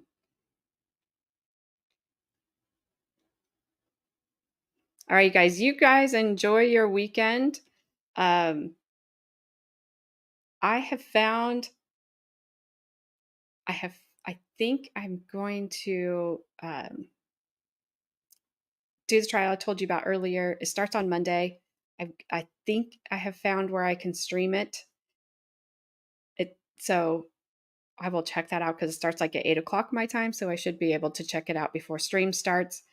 And we'll do that. It's I think, a wife and lover unalive her firefighter husband. And so we'll check that out. If not, I have something else we'll look at. I'm not going to do the little boy treadmill trial. Started yesterday. There's video and it's out, and I'm not looking at it because I've read about it and it made me super mad that it happened at a gym out in public. Yep. Stormy, you have a good time on your cruise. I hope it is smooth sailing and you have a blast. I will be at a baby shower, I guess. I don't know what to call it. Is it bougie? Is that the word I want? I don't know what it is. I, I'm- I don't know. I know she wants me to help set up, and I'm like, okay. Where's the pink and blue streamers? And I'll twist them together like I know how. Yes. Make smart choices, Stormy. And don't unalive. Don't Titanic on us. We want you back. You don't attend baby showers? Well, I normally don't either, but this one is special to me. I will tell you guys about it on Monday. I will share Monday all the stuff that I learned at this baby shower because I'm going to eat at the taco bar because I'll be hungry. I about said it'll be hungry. All right, you guys, have a great weekend. I will see you back here Monday at 10:30 a.m. Eastern Time. You guys know the thing. Be safe. Do something fun. Carmen, make Cheyenne get better. And make it so it doesn't rain down there. Can you do that?